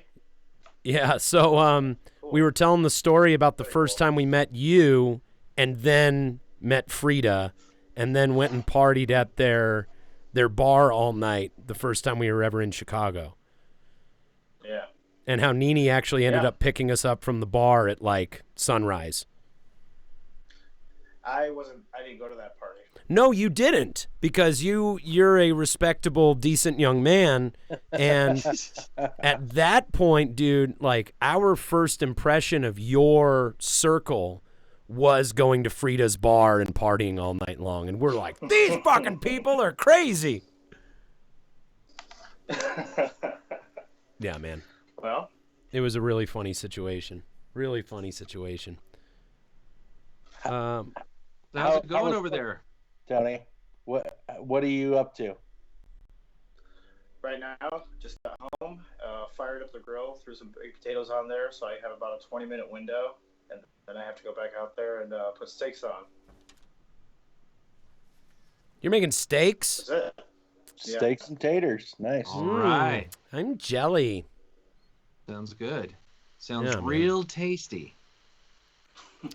This next package is going to, it just says J. Rice here in Denver. Jerry Rice? Yeah, Jerry Joe Rice. Rice? The Jerry Rice is, hey, nice background there, Oh, buddy. hey, look who it is. It's Tony. We're in the exact Hey, look who it same is. clothes. It's me. I'm wearing the exact same clothes. Hanging out with my buddies. That's good stuff. I love that shit. You gotta draw a beard onto me. Yeah. I'm just like a Sharpie deformity away from being you in that picture. I think that's why we took that photo, because we were both wearing like basically the exact same clothes that day. We both had Randy's hat on, and we had white shirts and jeans. It's like, And hey. you just made that hat, yeah. It reminds me of that movie Twins with Arnold Schwarzenegger and Danny DeVito. Oh Christ. Yeah. Wait, who's But who? which one of you is Danny DeVito and which one of you is Arnold Schwarzenegger? I'm the leftover shit. Oh. Nice reference. There you go. That's what my favorite line from that movie did. If he's, you saying I'm the leftover shit? I'm the leftover shit. So yeah, I'm the leftover shit. I love it. All right. What's life like there in the Windy City there? It's fine. Locked down, you know. I'm still kind of going around from building to building, but a lot of people are mostly just staying in place, you know.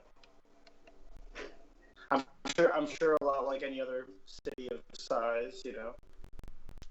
Yeah. How's it over there? Are you guys just out riding horses and shooting guns in the air, or what? Oh, let me show you what it's like over here. Let me introduce you to some of my friends. Yeah. Here, let me see here. Let me help you out here. I'll give you an idea of what's going on here. Yeah, these are all my pals. This place I like to go in Castle Rock. It's like nothing ever happened. You know, I don't know like if my internet's bad, or is that a tape painting, or is my internet just? No, it is not a Tate painting. But I can see why you would think that. Yeah. Yeah. It looked like he just picked and chose the people he wanted to paint. I like tape paintings. And, well, no, wait, I can see that it's not now starting to come into focus a little bit. Yeah. I painted all tape painting. That You was did? Oh, that's a great job. that was a restaurant in Castle Rock yesterday. They opened up A restaurant. despite being told that they couldn't, and they opened up, and all these glorious people just showed up. How good is the green chili? Jesus. Probably not great. It's got Dude, the comment section on not this great. comment section on this story was just pure gold. It was just pure. You gotta send it over to me. Hey, congratulations on the video. I liked it a lot. Oh yeah, you're one of the me stars too. of the video, in the new video. Yeah. One of the stars. Yeah. Me and Laura got to film that. One of the when she was stars. leaving, and as soon as she left, I decided it was easier to keep filming myself than to figure out how to send it. So I just kept filming it for a while until I got in the mood to like sit down and figure out how to send all these videos. I know. I was like sitting there on the couch, like reading a book, and like all of a sudden, just like ding, ding, ding, ding, ding, ding. I got like 12 emails from Tony Lee. Like, holy shit, you really went deep in the paint with this shit. Well, they're all. If you notice, I mean, all of them. I even edited them down to like 2 or 3 seconds long. Yeah. My favorite one was the one where you popped your head out. The gorilla. I think that was pretty good. That's that's the Sasquatch figurine. Yeah. I got that from you. The perspective of the toilet paper roll. I got that from you. I put the Sasquatch. If I put the Sasquatch right up to the camera, it'll make me look huge. Yes. Yeah. Yes. Gordo, I'm so mad that like the video I shot for you didn't work. Like, because Ransom and I'm bummed too. I'm so bummed about that. Ransom and I set up all his Ransom and I, like he helped me. I set up all of Ransom's instruments, and like he's got all these keyboards and little drum kits and stuff like that. And he and I sat down and we're just like playing along with it and drumming all. I did 2 full takes and everything, and it was so fun. And then I sent it via mail drop and then deleted the original files thinking that you got them. I was like so mad that I didn't get to be in that video, man. Yeah, and I was like, I was sure that I had them because I saw the email come across and I was like, oh yeah, there's a link there. It all looks good, and then there was just nothing. Yeah. You know, that's technology for you. Yeah. We all love technology. Uh-huh. You know, it's fantastic. That's like my struggling with OBS, like, you know, trying to get. You mean it to do what I want IBS, it to do. irritable bowel syndrome, and constipation? That's a good one. No, the International Beauty Show. Oh, Welcome Jesus. to the internet. Oh yeah, the International Beauty Show. That shit is fucking hilarious. Tony actually had a side gig, or got to participate in a side gig where he did, like, what did you do for the International Beauty Show, Tony? I was just there for for people to put feathers in my hair. Put feathers in your hair? Yeah, but you got a free trip to Vegas out of it, right? Oh yeah. Yeah. Got So paid and So did you have to like DMs and fun and- walk the runway with feathers in your hair and shit? No, I basically just like sat in a chair. Like they could have used a dummy, and that would have been fine too. A dummy with a wig. So they Just, just like, basically needed just sitting there while they. a guy with hair. hmm Huh? I'm gonna look into this shit. A guy with hair. yeah, right. Wow. It was dope. Yeah, it was pretty dope, man. But yeah, the abbreviation is I had a flight IBS. from us. Huh. That was when me and you or the fourth year went on tour, and then I think I missed the last show because I had to go with Von Erichs on tour. Or no, I missed a show on the Von Erichs tour. They picked me up, and then I had to fly from San Francisco to that Vegas thing. That was a really wild couple of months. That was 2 tours and in a weird hair fashion thing. I don't know, it was weird. You're jet setting. Yeah, man. That's Crazy times. Well, Tony, bring us up to speed, man. How's everything going? How's work? How's your family? How's music? How's your wife? Like, how's everything going? Well, you know, things are good, man. I don't know if you noticed, but there's a quarantine on, and so kind of the last time since I talked to you, you know, pretty much the same. Yeah. A whole hell of a lot of the same, you know. Yeah. Corey Strange is watching. What's up, Corey? Oh, you know, we're Stagger's about to put on another video. Oh yeah. What's going on with that? We keep looking at it, going, nah, it doesn't make sense. Cut it again. Poor John. I sent you guys footage for that one. So does that mean I can still send in footage, or because I blew it? I was like, oh yeah, I'll do that, and then I just like would do shit around the house, and then like You know, do shit around the house? You gotta do shit around the house, man. But Do that yeah. shit. And then like by the end of the night, me and Beck would be like settling in, and I'd just be like, you know what we forgot to do today? And it just happened like 2 or 3 times, and I was just like, fuck.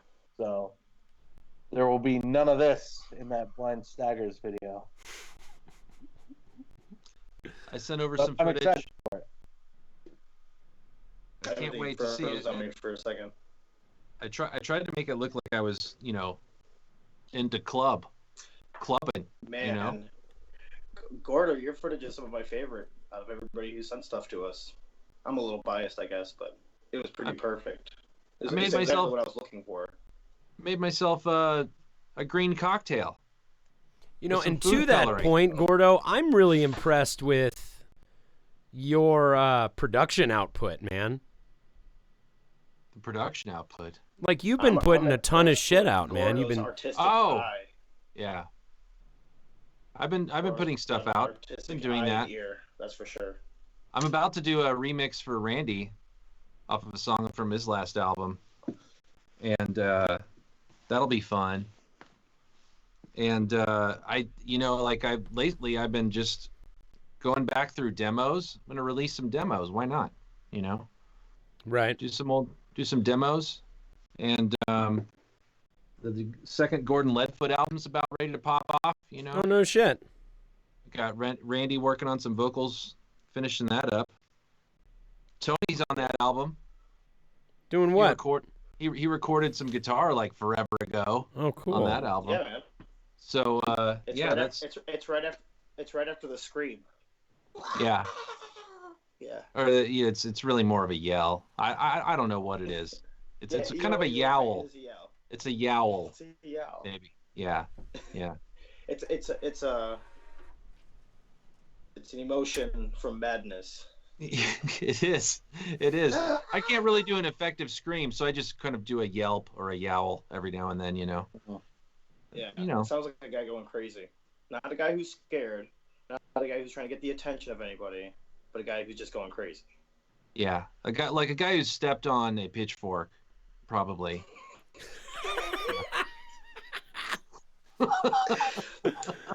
Stepped out a garden rake barefoot. Yeah. Yeah, there it is. Yeah, that's exactly what it sounds like. That's fucking great. Oh God. You guys have been keeping pretty Damien's been keeping pretty busy with trying to keep up on producing as well, right? Like he's just full steam ahead trying to make videos for all the songs on the new Staggers album. Is that the plan? Yeah. I mean, there's been ideas floating around, but this was the one that we come up with this idea. It was by coincidence. Like if you look at Gordo's video, ours is kind of supposed to be in the same realm-ish, same kind of idea. But we both came up with those ideas completely separately. And when asked to do a video and reaching out to our homies to film something, by coincidence, Gordo was like, "Hey, well, you should do the same for mine." Yeah. We too are doing one. Yeah. Which is cool, I was like, yeah, I mean, how else are you going to make a video right now with people? Right. Well, the other thing is I was listening. Elon Musk was just recently on the Joe Rogan podcast, and he was kind of talking about some of his takes on the whole situation. And Elon Musk, did you hear that one? He was thinking that like once things get rolling and things start opening up again, it's going to progress rapidly over time. Like things are going to start opening up more and more quickly over time. Like right now it's really slow, but once it gets going and people start getting to this new way of doing things, things are going to start opening up more quickly. And I don't know. I mean, I think the people who are at most at risk are probably going to be staying hunkered down and quarantining themselves, but the rest of the world is probably going to start getting back to business pretty rapidly. I don't. That's kind of what part of what he sounded Elon. Like he didn't care. He sounded like he didn't give a shit to me. He was like, I don't know, or maybe that he doesn't have a lot of people close to him that he's worried about dying off or something. But he sounded like he was like, yeah, I realize there's a pandemic, but I'm kind of focused on this thing called space. And right. That seemed to be kind of his vibe for the whole thing. It was like. Well, he's also focused on his kid, Aeon Flux, or whatever the fuck his name is. Dude, his kid's got a weird fucking name. I can't. Aeon Flux. Seriously, how do you say that? I don't know. Like, I'm gonna look it up right now. Yeah, like he said how it's pronounced. It's like it's X Ash or something like that. X Ash A12, which is a plane. Yeah. X Ash A12. Ash A12. Musk. Well, I mean, it must be awesome to name your kid after a Tool album, but I honestly don't understand it. Like, I just don't. I don't get it. Why would you do that? Grimes? I mean, she went along with it. I don't know. I guess she must dig it. Because he's a fucking weirdo, man. Because he's fucking Elon Musk. This fucking guy. This fucking guy. Yeah. Look at these people. These guys are a match made in heaven, these two. Oh, you can't see that. Never mind.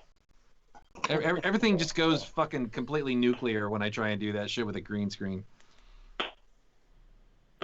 Oh, dude, I tried I tried need to figure to out this sharing technology. This this like the picture and screen sharing stuff. Like I need to figure that out. That's the next step. I've been learning it in OBS. It's pretty easy to do once you figure it out, but the main issue that we ran into is it just eats up a shitload of bandwidth. So it slows your stream way down when you try and do it or try and add another monitor or something like that. We need to I think we need to step up our internet signal over here at Burn TV Studios in order to make that work. But like I mentioned in a previous episode, they throttled down our internet over here just because nobody's been in the office because everybody's working from home. That's Right. crazy. That's terrible. Yeah. That's a bummer. Yeah, but I mean, that's the thing though, is like Nug Nation and Burn TV are still staying alive. Like we've still got work coming in. We've been doing the stuff with Redman and Hempire and all that. So I mean, every time I talk to Mikey, he seems pretty confident that the action is still continuing, like that we're still staying afloat. Is there anybody else in the chat right now? Anybody put anything up in a while? Any questions? Nope. Nope. Let's see. I don't think so. I Phone's don't about know. to die. I don't know how to tell who's actually on it. Like it tells you when somebody starts watching, but I don't know. Right. It's If just you're out us. there, say It's something. just us. It's just Yeah. us talking. It's Just us talking. Hold on one second. We're just hanging out, man. Yeah, it's just 4 guys hanging out. You want to know who's watching? 3 people besides you. Printer went down. yeah. One named Click Gordo, up here. one named Tony, one named Aaron. And went to settings. And just make sure that says, yeah, you should be connected. It says connected and open. What the Hey. hell? Make sure you're connected. See, Have your Logan, disconnected. Ethan is now watching. The right hand's on the wall. To be honest, the stream is sounding really crunchy, so I'm wondering if we have like internet issues. Like I got Crunch. I'm on my hotspot out there, so Oh, it's crunchy. yeah, it's crunchy. Welcome to the Crunchcast, man. Today we're going to be talking about the crunchiest jams of 2019. I went and saw Billy Strings, man. He did this cover of a Black Sabbath song, and then it went right into a cover of a Dead song. It was so crunchy. And then I saw Keller Williams, and he was crunchy, and String Cheese was, you would think you wouldn't like crunchy string cheese, but String Cheese crunchy, And pretty then my good stuff. frosted flakes are crunchy. It's like dry ramen noodles. It's a, Yeah. the podcast sounds like dry ramen noodles. Yeah. It's crunchy. Turn down the gain crunchy. channel. It's not that bad, but yeah, just so you know, I think we're having. Just so you know, your episode, your live We're stream using sounds like solid crunchy. state or tube technology. I like that crunchy Yeah, tone, man. everyone's in I it. like that crunchy tone you Is got. that man? That's some crunchy tone you got there, man. Sounds like Funyuns. Tony, I bought a piece of guitar equipment. Which kind of? Oh, here we go. I got He could have had a V8. I got a Boss VE8 acoustic performance pedal, so that I can. But it's got a looper on it. It's got vocal effects and a harmonizer, and then it's got guitar effects. And now I don't use this feature, but it is there. There's actually like a pitch correction function on it that I don't use. I promise. In fact, the some of the YouTubes I watched on it, I saw this video by this German dude who was talking about it, and he was like going on about how that's the only feature that he doesn't use on the thing, and started going off about auto tuning and playback and all the stuff that they told us about when we went to Germany, how they're like all anti playback. I don't know if you guys know this, but this is like a thing in Europe where there's like bands that are using playback, and live music purists are really against it. Like there's whole pages that are like anti playing to playback or playing to auto tune. I thought that happened everywhere. I thought that like a lot of bands do that. Well, but there is and it's generally frowned upon. Well, it's generally frowned yeah. upon, but I think it's I'm very frowning. like vocally frowned upon in I'm Germany frowning. specifically. I don't like it. No, I don't. Get out of here. I don't know. I don't. Yeah, that's not the way I play music. At least I don't know. I've never tried actually to play to a backing track or with additional tracks playing. I don't understand that. I don't know how it's done. Have you ever used Actually, I do know how pitch it's correction done. on anything? They use computers and stuff. I did play a drum set at a gig once that I had to use somebody else's drum set, and it was all plugged into a fucking computer. I didn't know what was going on, and they were using triggers, and I was like, "What?" Like, you know, and I that's where I learned what triggers were. And this guy played, when I watched him play, like he played to this click track, and like they had all these extra instruments going on. The bass player was like playing along, choogling along there, and all of a sudden he's like clapping his hands, and his fucking bass is still playing, and I'm like, what is going on there? What is going on? Yeah, backing tracks, man. You know, I have entertained the idea of playing to click live, like, or if you use samples or you use, you know, sequencers or any type of electronic stuff. I gotta go. Sure. I gotta go, guys. You gotta go. Well, I appreciate you dropping in for a minute, Tony. Dude, We appreciate enjoy you. your steaks. Yeah. For God's sakes, take care of yourself. And hey, enjoy your mistakes. You know, they're important. They help you grow as a person. Yeah, this app is just not responsive. Like, I can't even close it. Stakes is high. Yeah, your stakes are high. Steak jokes. Steak. I love how he just like put his hand over the screen at the end. He's like, no more of this. I like how that's how much Tony we get. He's just like, oh, I'll entertain you guys for a minute. Yeah. Never mind. I'm out. Yeah. My threshold is exactly this long. Yeah. Goodbye, boys. And you'll like ask him a question. You'll be like, "Hey, man, so how's it going? What's been going on?" And he's like, "I don't know. there's something going on. If you didn't know."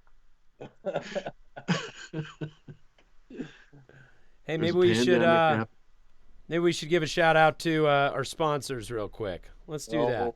Man, Let's do that. First and foremost, and sorry, Logan, the sponsors are over your face, like right now. Oh no! All right, first and foremost, Matula Plumbing. Matula! Shit rolls downhill. Don't be at the bottom. Your number 2 is our number 1 priority. Your shit is our bread and butter. Angie's List Super Service Award winner back in 2011. 1-1 is the only one that matters. After that, it got all political. The master of poopers himself. He'll wear the booties for ya. If you're in the Des Plaines, Illinois area and you need your shit piped out, hit up Jerry Matula. that's right. Flipside Music off South Tacoma Street. Largest selections of effects pedals. And they just got the Boss VE8 in stock, which is fucking dope. Thanks to Ike for hooking me up with that. I'm really excited about it. It's been a ton of fun. Yeah, man, they are open right now, and they've been doing curbside and online ordering up to this point, but they're starting to let people into the store. And so if you want to go do some shopping, get your ass to Flipside. Yes. You trying to get the banner going? I was trying to get Tony's image gone. Oh. That's fine. Well, we can do that in a second after we do the Burn TV Studios. This podcast and a bunch of other great content comes out of Burn TV Studios. Burn TV is the home of the Nug Nation. You can see all the Nugs in their wacky adventures at thenugnation.com. Check out the new series, The Doc, that we've been doing with Redman the Rapper. Not like a red man, a man made entirely of red. The Rapper. Redman the Rapper. Man, that's been a really cool piece of content. Thank you to Burn TV Studios for letting us hang out here and do our little show. RocketSpace Rehearsal Studios, hourly, fully equipped rehearsal spaces for bands and soloists and and teachers and anyone else who needs to get in and make some noise in a padded room. They're going to be opening up Things soon. Up and running. Yeah. Are they up and running? I think they're getting up and running. So, I saw some pictures of microphones with coverings. That's really great, man. So that's really great. I'm very happy to hear that. I hope people are getting together and jamming soon, man. Safely. RocketSpace. You ain't got to carry shit. Evergroove Studio. I got Ethan Klein, our tech guru from Evergroove here. Yeah, Ethan. We are in the process of finishing up the old new record and then doing the rest of the tracking for the new record up there at Evergroove, which is going to be super badass, man. 70% solar powered. Go to evergroove.com. Hit them up about your next project. Mutiny Information Cafe. This is a Mutiny transmission. Mutiny is everything. I hope that they get to open up here soon. They've been serving coffee outside, out of a window on the side, out of a hole in the wall. They're doing it. They're doing like limited, like I think like 10 people at a time or whatever. That's fucking awesome. So hopefully they'll be doing live events soon. But they've got, I know they've been doing a little bit of spiffing the place up, doing some remodeling. Very excited to see that. Books, comics, cereal, coffee, records. Turini syrups. Yeah, no one has a larger selection of Turini syrups. No one. Nobody. No, yeah. Mutiny, tell them the boys sent you. It has been a while. It has been a while. And, of course, all the people who back us at patreon.com/MFRuckus. You guys make the goddamn world go round. I cannot tell you how much it means. I want to give a shout-out to my man Gary Hill out in Spain, who's one of our patrons who just doubled his pledge amount just because he backs what we do and believes in what we do, and he's living the good life out in Spain, and all that sunshine and cheese and meat is making him extra generous. We appreciate the shit out of you, Gary. Thank you so much, and thanks to all of you who back us on Patreon. That is really keeping us alive during all of this, and is really helping us to keep the boat afloat. So thank you so much. If you want to learn more, go to patreon.com/MFRuckus. You want to get Tony's thing off the screen there real quick? Yeah, so we just go like this. Oh, there we go. Cool. Although I was just going to leave it because it's like, it's Tony's hand, which is cool. Those hands are powerful, like man. Yeah. Cool. Is your printer working yet? I haven't checked it yet. Let's try it one more time. So I was able to close the app. Let's try to reopen the app. Boop.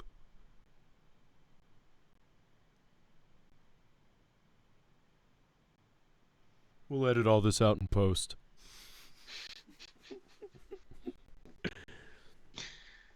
Yeah. Yeah. Hold on, I gotta log back in. Yeah, that app is just not coming up. I don't know what's going on. Yeah. I'm still shipping stuff. Trying to ship stuff. We just had a problem with printing the shipping labels. So you two, talk amongst yourselves real quick while I try and get this fixed. Yeah, at this point. Oh, Joey Clon says the stakes are high, and so am I. It's a free-for-all. This is the part of the podcast where I eat a cracker. Yeah. I'm pretty jealous. I'm getting hungry, actually. Crackers and turkey and cheese sound real good right now. Crackers and turkey and cheese. That's actually going to be the first song on my solo album. Crackers and turkey and cheese. Crackers, turkey, cheese. Crackers, turkey, cheese. Oh, Lord, yeah, crackers. That was beautiful. Yeah, that was good. So Gordo, it's on sale for $5.95. Have you been writing a lot? Like, have you been getting a lot of shit written? Because I haven't written anything, to be honest. You know what's funny is that I have put myself on a schedule for the first time. I spoke to my buddy Randy Olinger, and he works on this schedule, and I just had to ask him, how does that work? And so I tried to model my tell me a little bit about my that time, because I need to develop my schedule.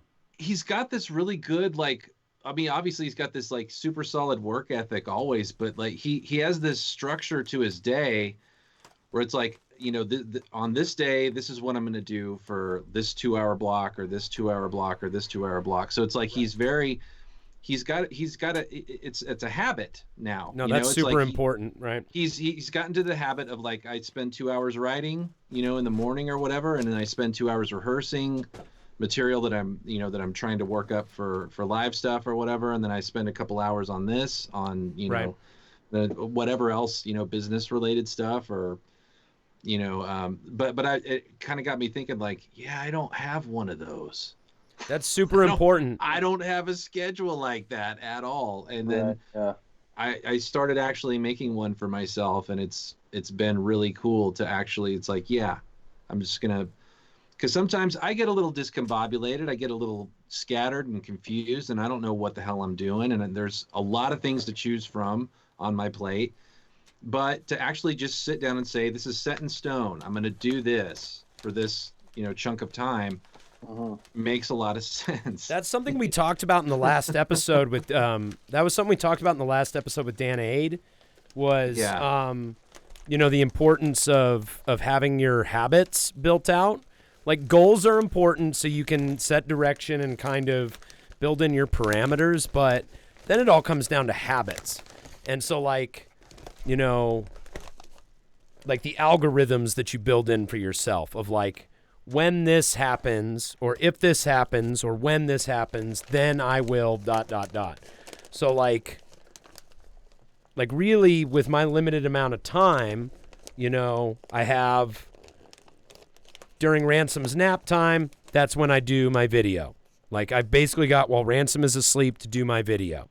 And then I've got every Monday to come do the podcast and whatever other band production related stuff I have to do. That's really all I have besides little nooks and crannies that I can fit business stuff into. You know, Sarah puts Ransom down for the night. I've got like 20 minutes when I can work on stuff. I wanted to run this by you and actually see if you wanted to join me in this. And Logan, if you want to join me in this too, I think it'd be a lot of fun. I was going to start a challenge for myself. Challenge. Where I'm already out. So I was thinking about, there was some quote by Bob Dylan where he said something about like the best songs take like 20 minutes to write or something like that. So I had this idea and I was like, I'm pretty sure I could allocate 20 minutes a day. So I wanted to start a challenge for myself of writing a song every day, but only allowing myself 20 minutes to do it. So just me, a guitar, hit record, and just strum through an idea and get a idea a day for 7 days, right? And then you take your best idea of the week and you build that out a little bit more. You know, you build that out more into like a fully formed demo with the actual ideas kind of laid out.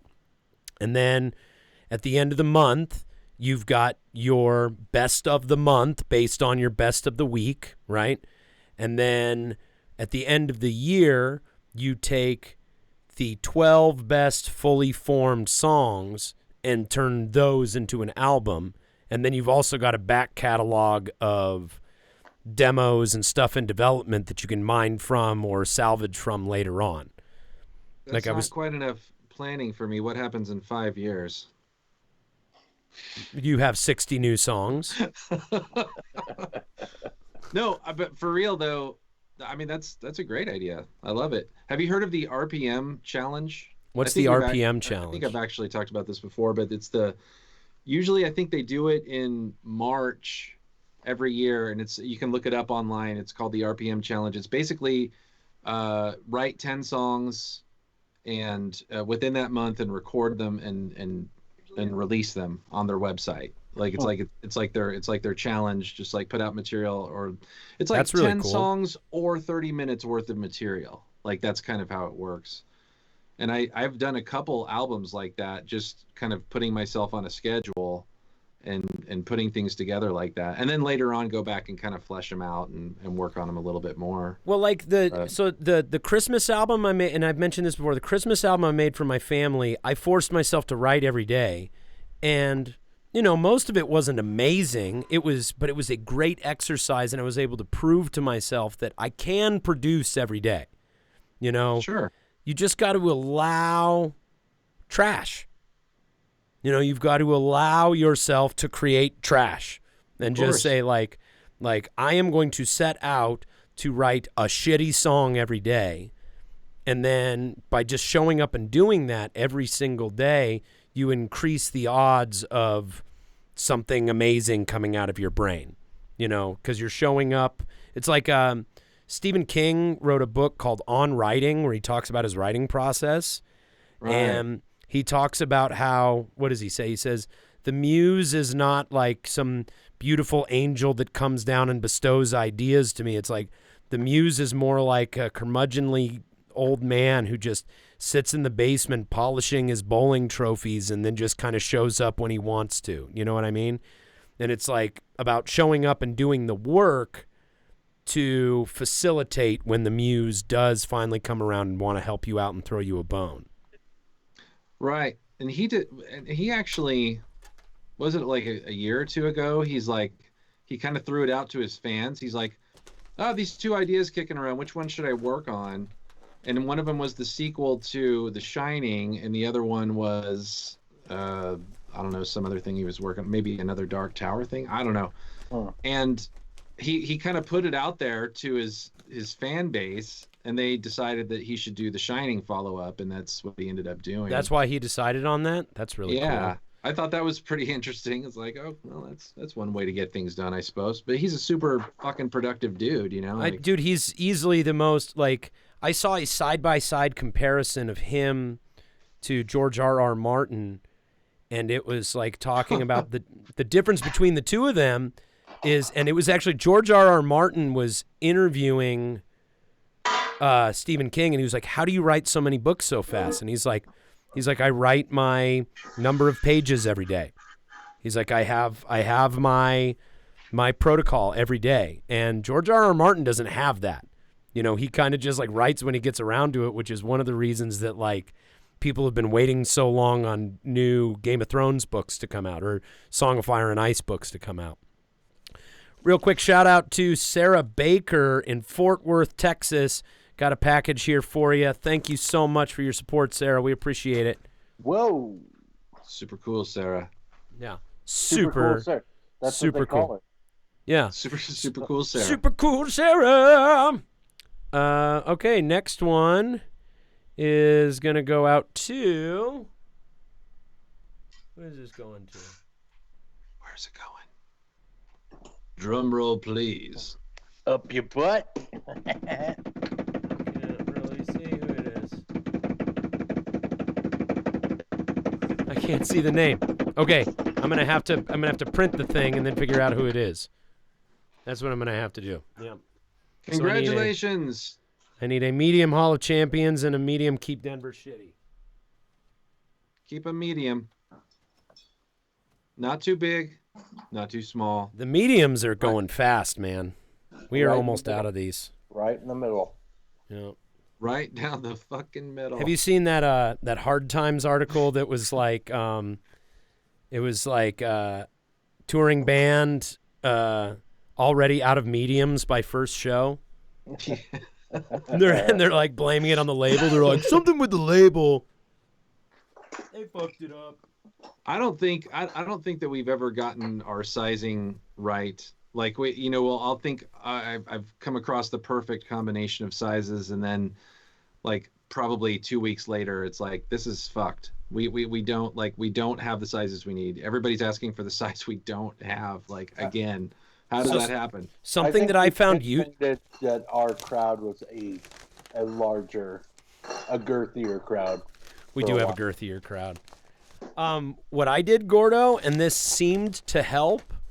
It at least helped mitigate some of our over-ordering to a degree. Like, I feel like we burn through stuff a little more evenly now, is I looked up the average garment sizes in the U.S. and then applied those percentages to the number to the quantity in my order. So let's say it's like you're smart. You go straight to the data. Straight to the data. I trust data. I trust data. I trust figures. I trust facts and research and data. Just get up in front of a crowd at a show and be like, our shirt sizes are scientifically data-driven. I don't want to hear any shit about how we're not scientific or data-driven about everything that we do. Scientifically, we have enough shirts for all of you here. But according to the data, if we run out of shirts, it's because you are ignoring the data. There's too many of you XLs out there. That's true. the problem. We're going to have to ask all the XLs to leave right now. There's way too many of us XLs out there. I think the sizing is kind of flawed. I mean, and obviously it varies between manufacturer quite a bit, but like, you know, like I'm somewhere between a large and an extra large pretty much all the time. Like I can't figure out which one is the better size for me unless I know the brand. Like for Gildan, for a particular cut, I know like what it is. For American Apparel or whatever it is, I can figure that out, you know. Hanes, little less predictable, but you know, whatever. Logan, I saw Becky walk by in the background, and it reminded me of one of the last times we hung out. I was bemoaning the fact that my shirt size is going up, like that I'm starting to pack on some weight. And Becky, your wife, looked right at me, and she goes, "Oh, are you a medium now?" It was so fucking funny, dude. It was so fucking funny. And I was like, yeah. I mean, yeah. I've been a small forever. Yeah, so say hi to Beck for me. Hi, Beck. They say hi. They were talking about how you burned Aaron for being a size medium. Oh, are you a medium now? I've got a name on this. This is my man Jesse Daniels. I used to live with Jesse Daniels at the Hood at Blair's place. Okay. Yeah, Jesse's an old bud from way back, man, and he's an audio engineer too, and a hell of a sweet guy. And I actually saw him at the last show I played, which was the White Fudge show at Three Kings. So, Jesse, man, thank you very much for your support, bud. We really appreciate it. Thanks, Jesse. Yeah, man. Let's see. You're about as kick-ass as these pistachios are. Pistachios. Oh, pistachios. Pistachios. All right. Let's see here. Next, I've got a Hall of Champions baseball tee, size 2X, and an embroidered patch. Who is that for? Oh, man. That's a bummer. I think I misspelled puce in the feed. Everybody's going to look at me completely differently now. Oh, you totally did. That's the wrong spell that word, but I don't know what it means. Pubes in the feed? Is that what you said? Puce. Ethan said that I should, right before my phone died, he said that I should have a mauve background, and I said, what about neon puce? But I spelled puce wrong, you know, so. What's puce? What's neon puce? It doesn't exist. I think puce is like a red color, but I just love the name puce. It's like, because it kind of sounds like puke, and people don't know if you're serious when you're saying puce. Kind of sounds like pubes. Yeah, it kind of sounds like pubes. What about neon pubes or neon puke? Now neon puke and neon pubes. Now that's an interesting prospect. Dude, I want neon pubes. Dude, well, there's you know been what? It's doable. There's a waxing place that just reopened, so like you can talk to them about your waxing and neon pube needs. Hey, right now we're like waxing. You realize that?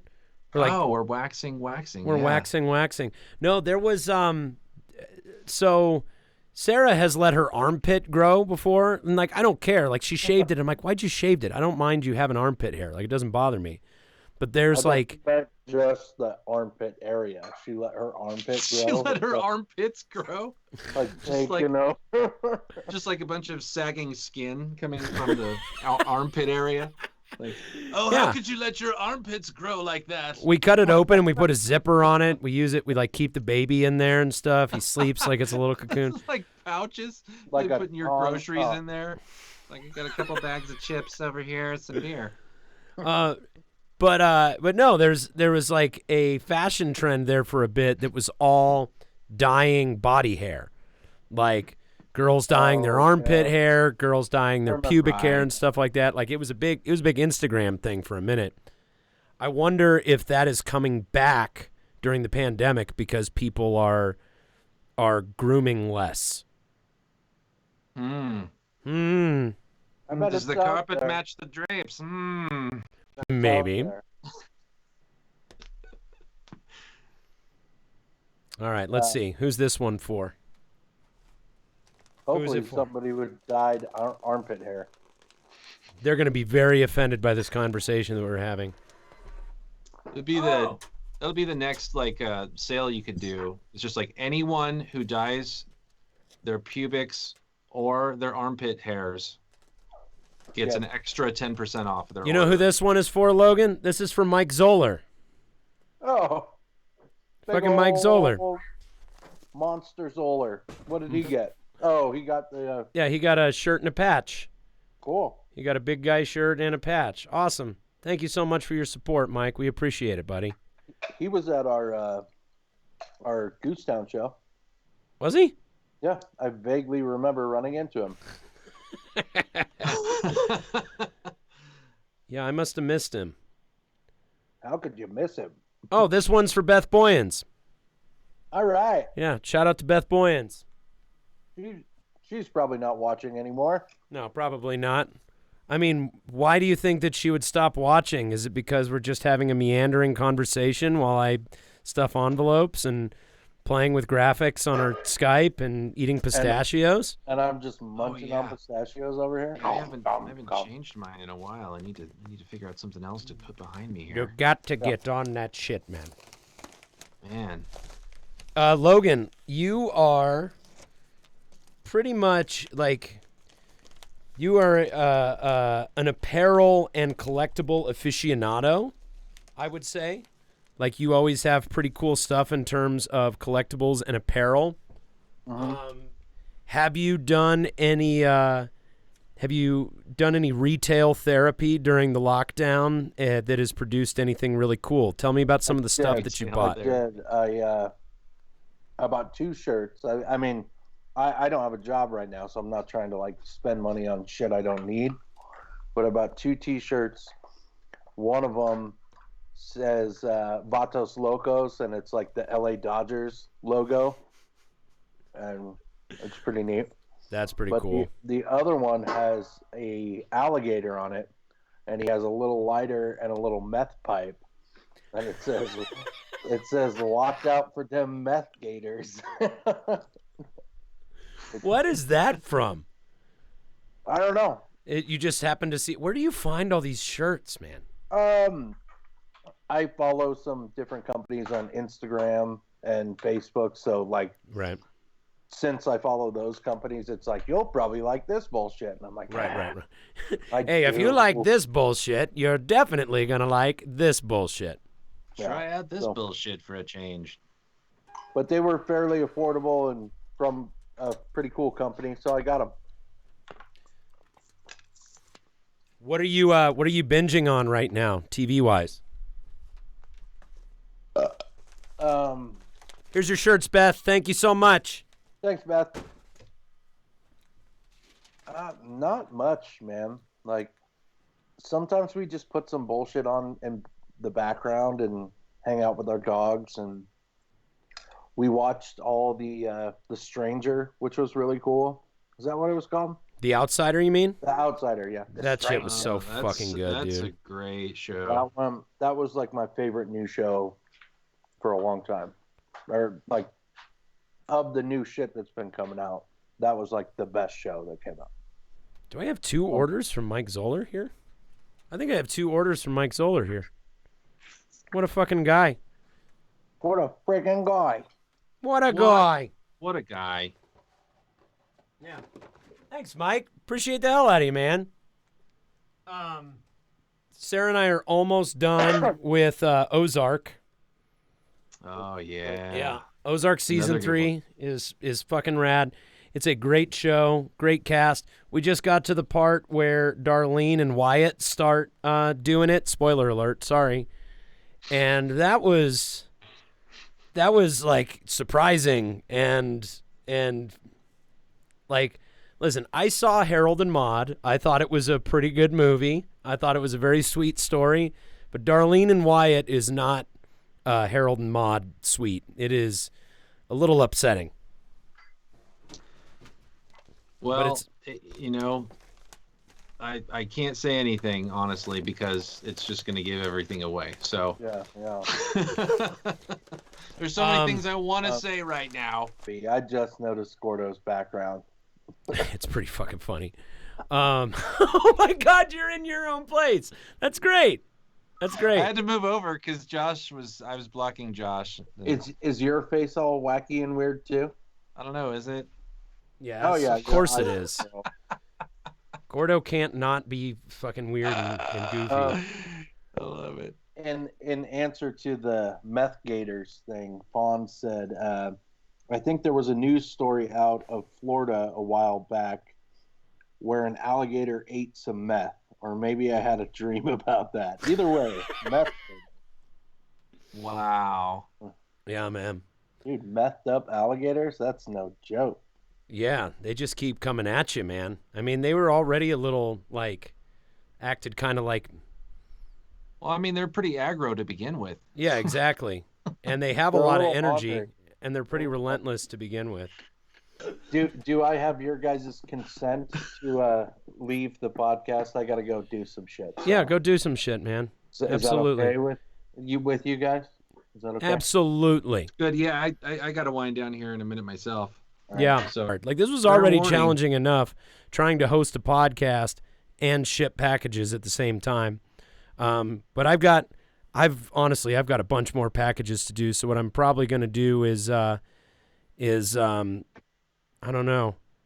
Maybe I'll post some shout out to everybody that got on, but this took longer than I thought it would. I just want to say thanks to everybody who dropped in and checked out the stream and listened to us talk about a variety of subjects. I'm going to handle the rest of these packages, and then, I guess we'll all jump off.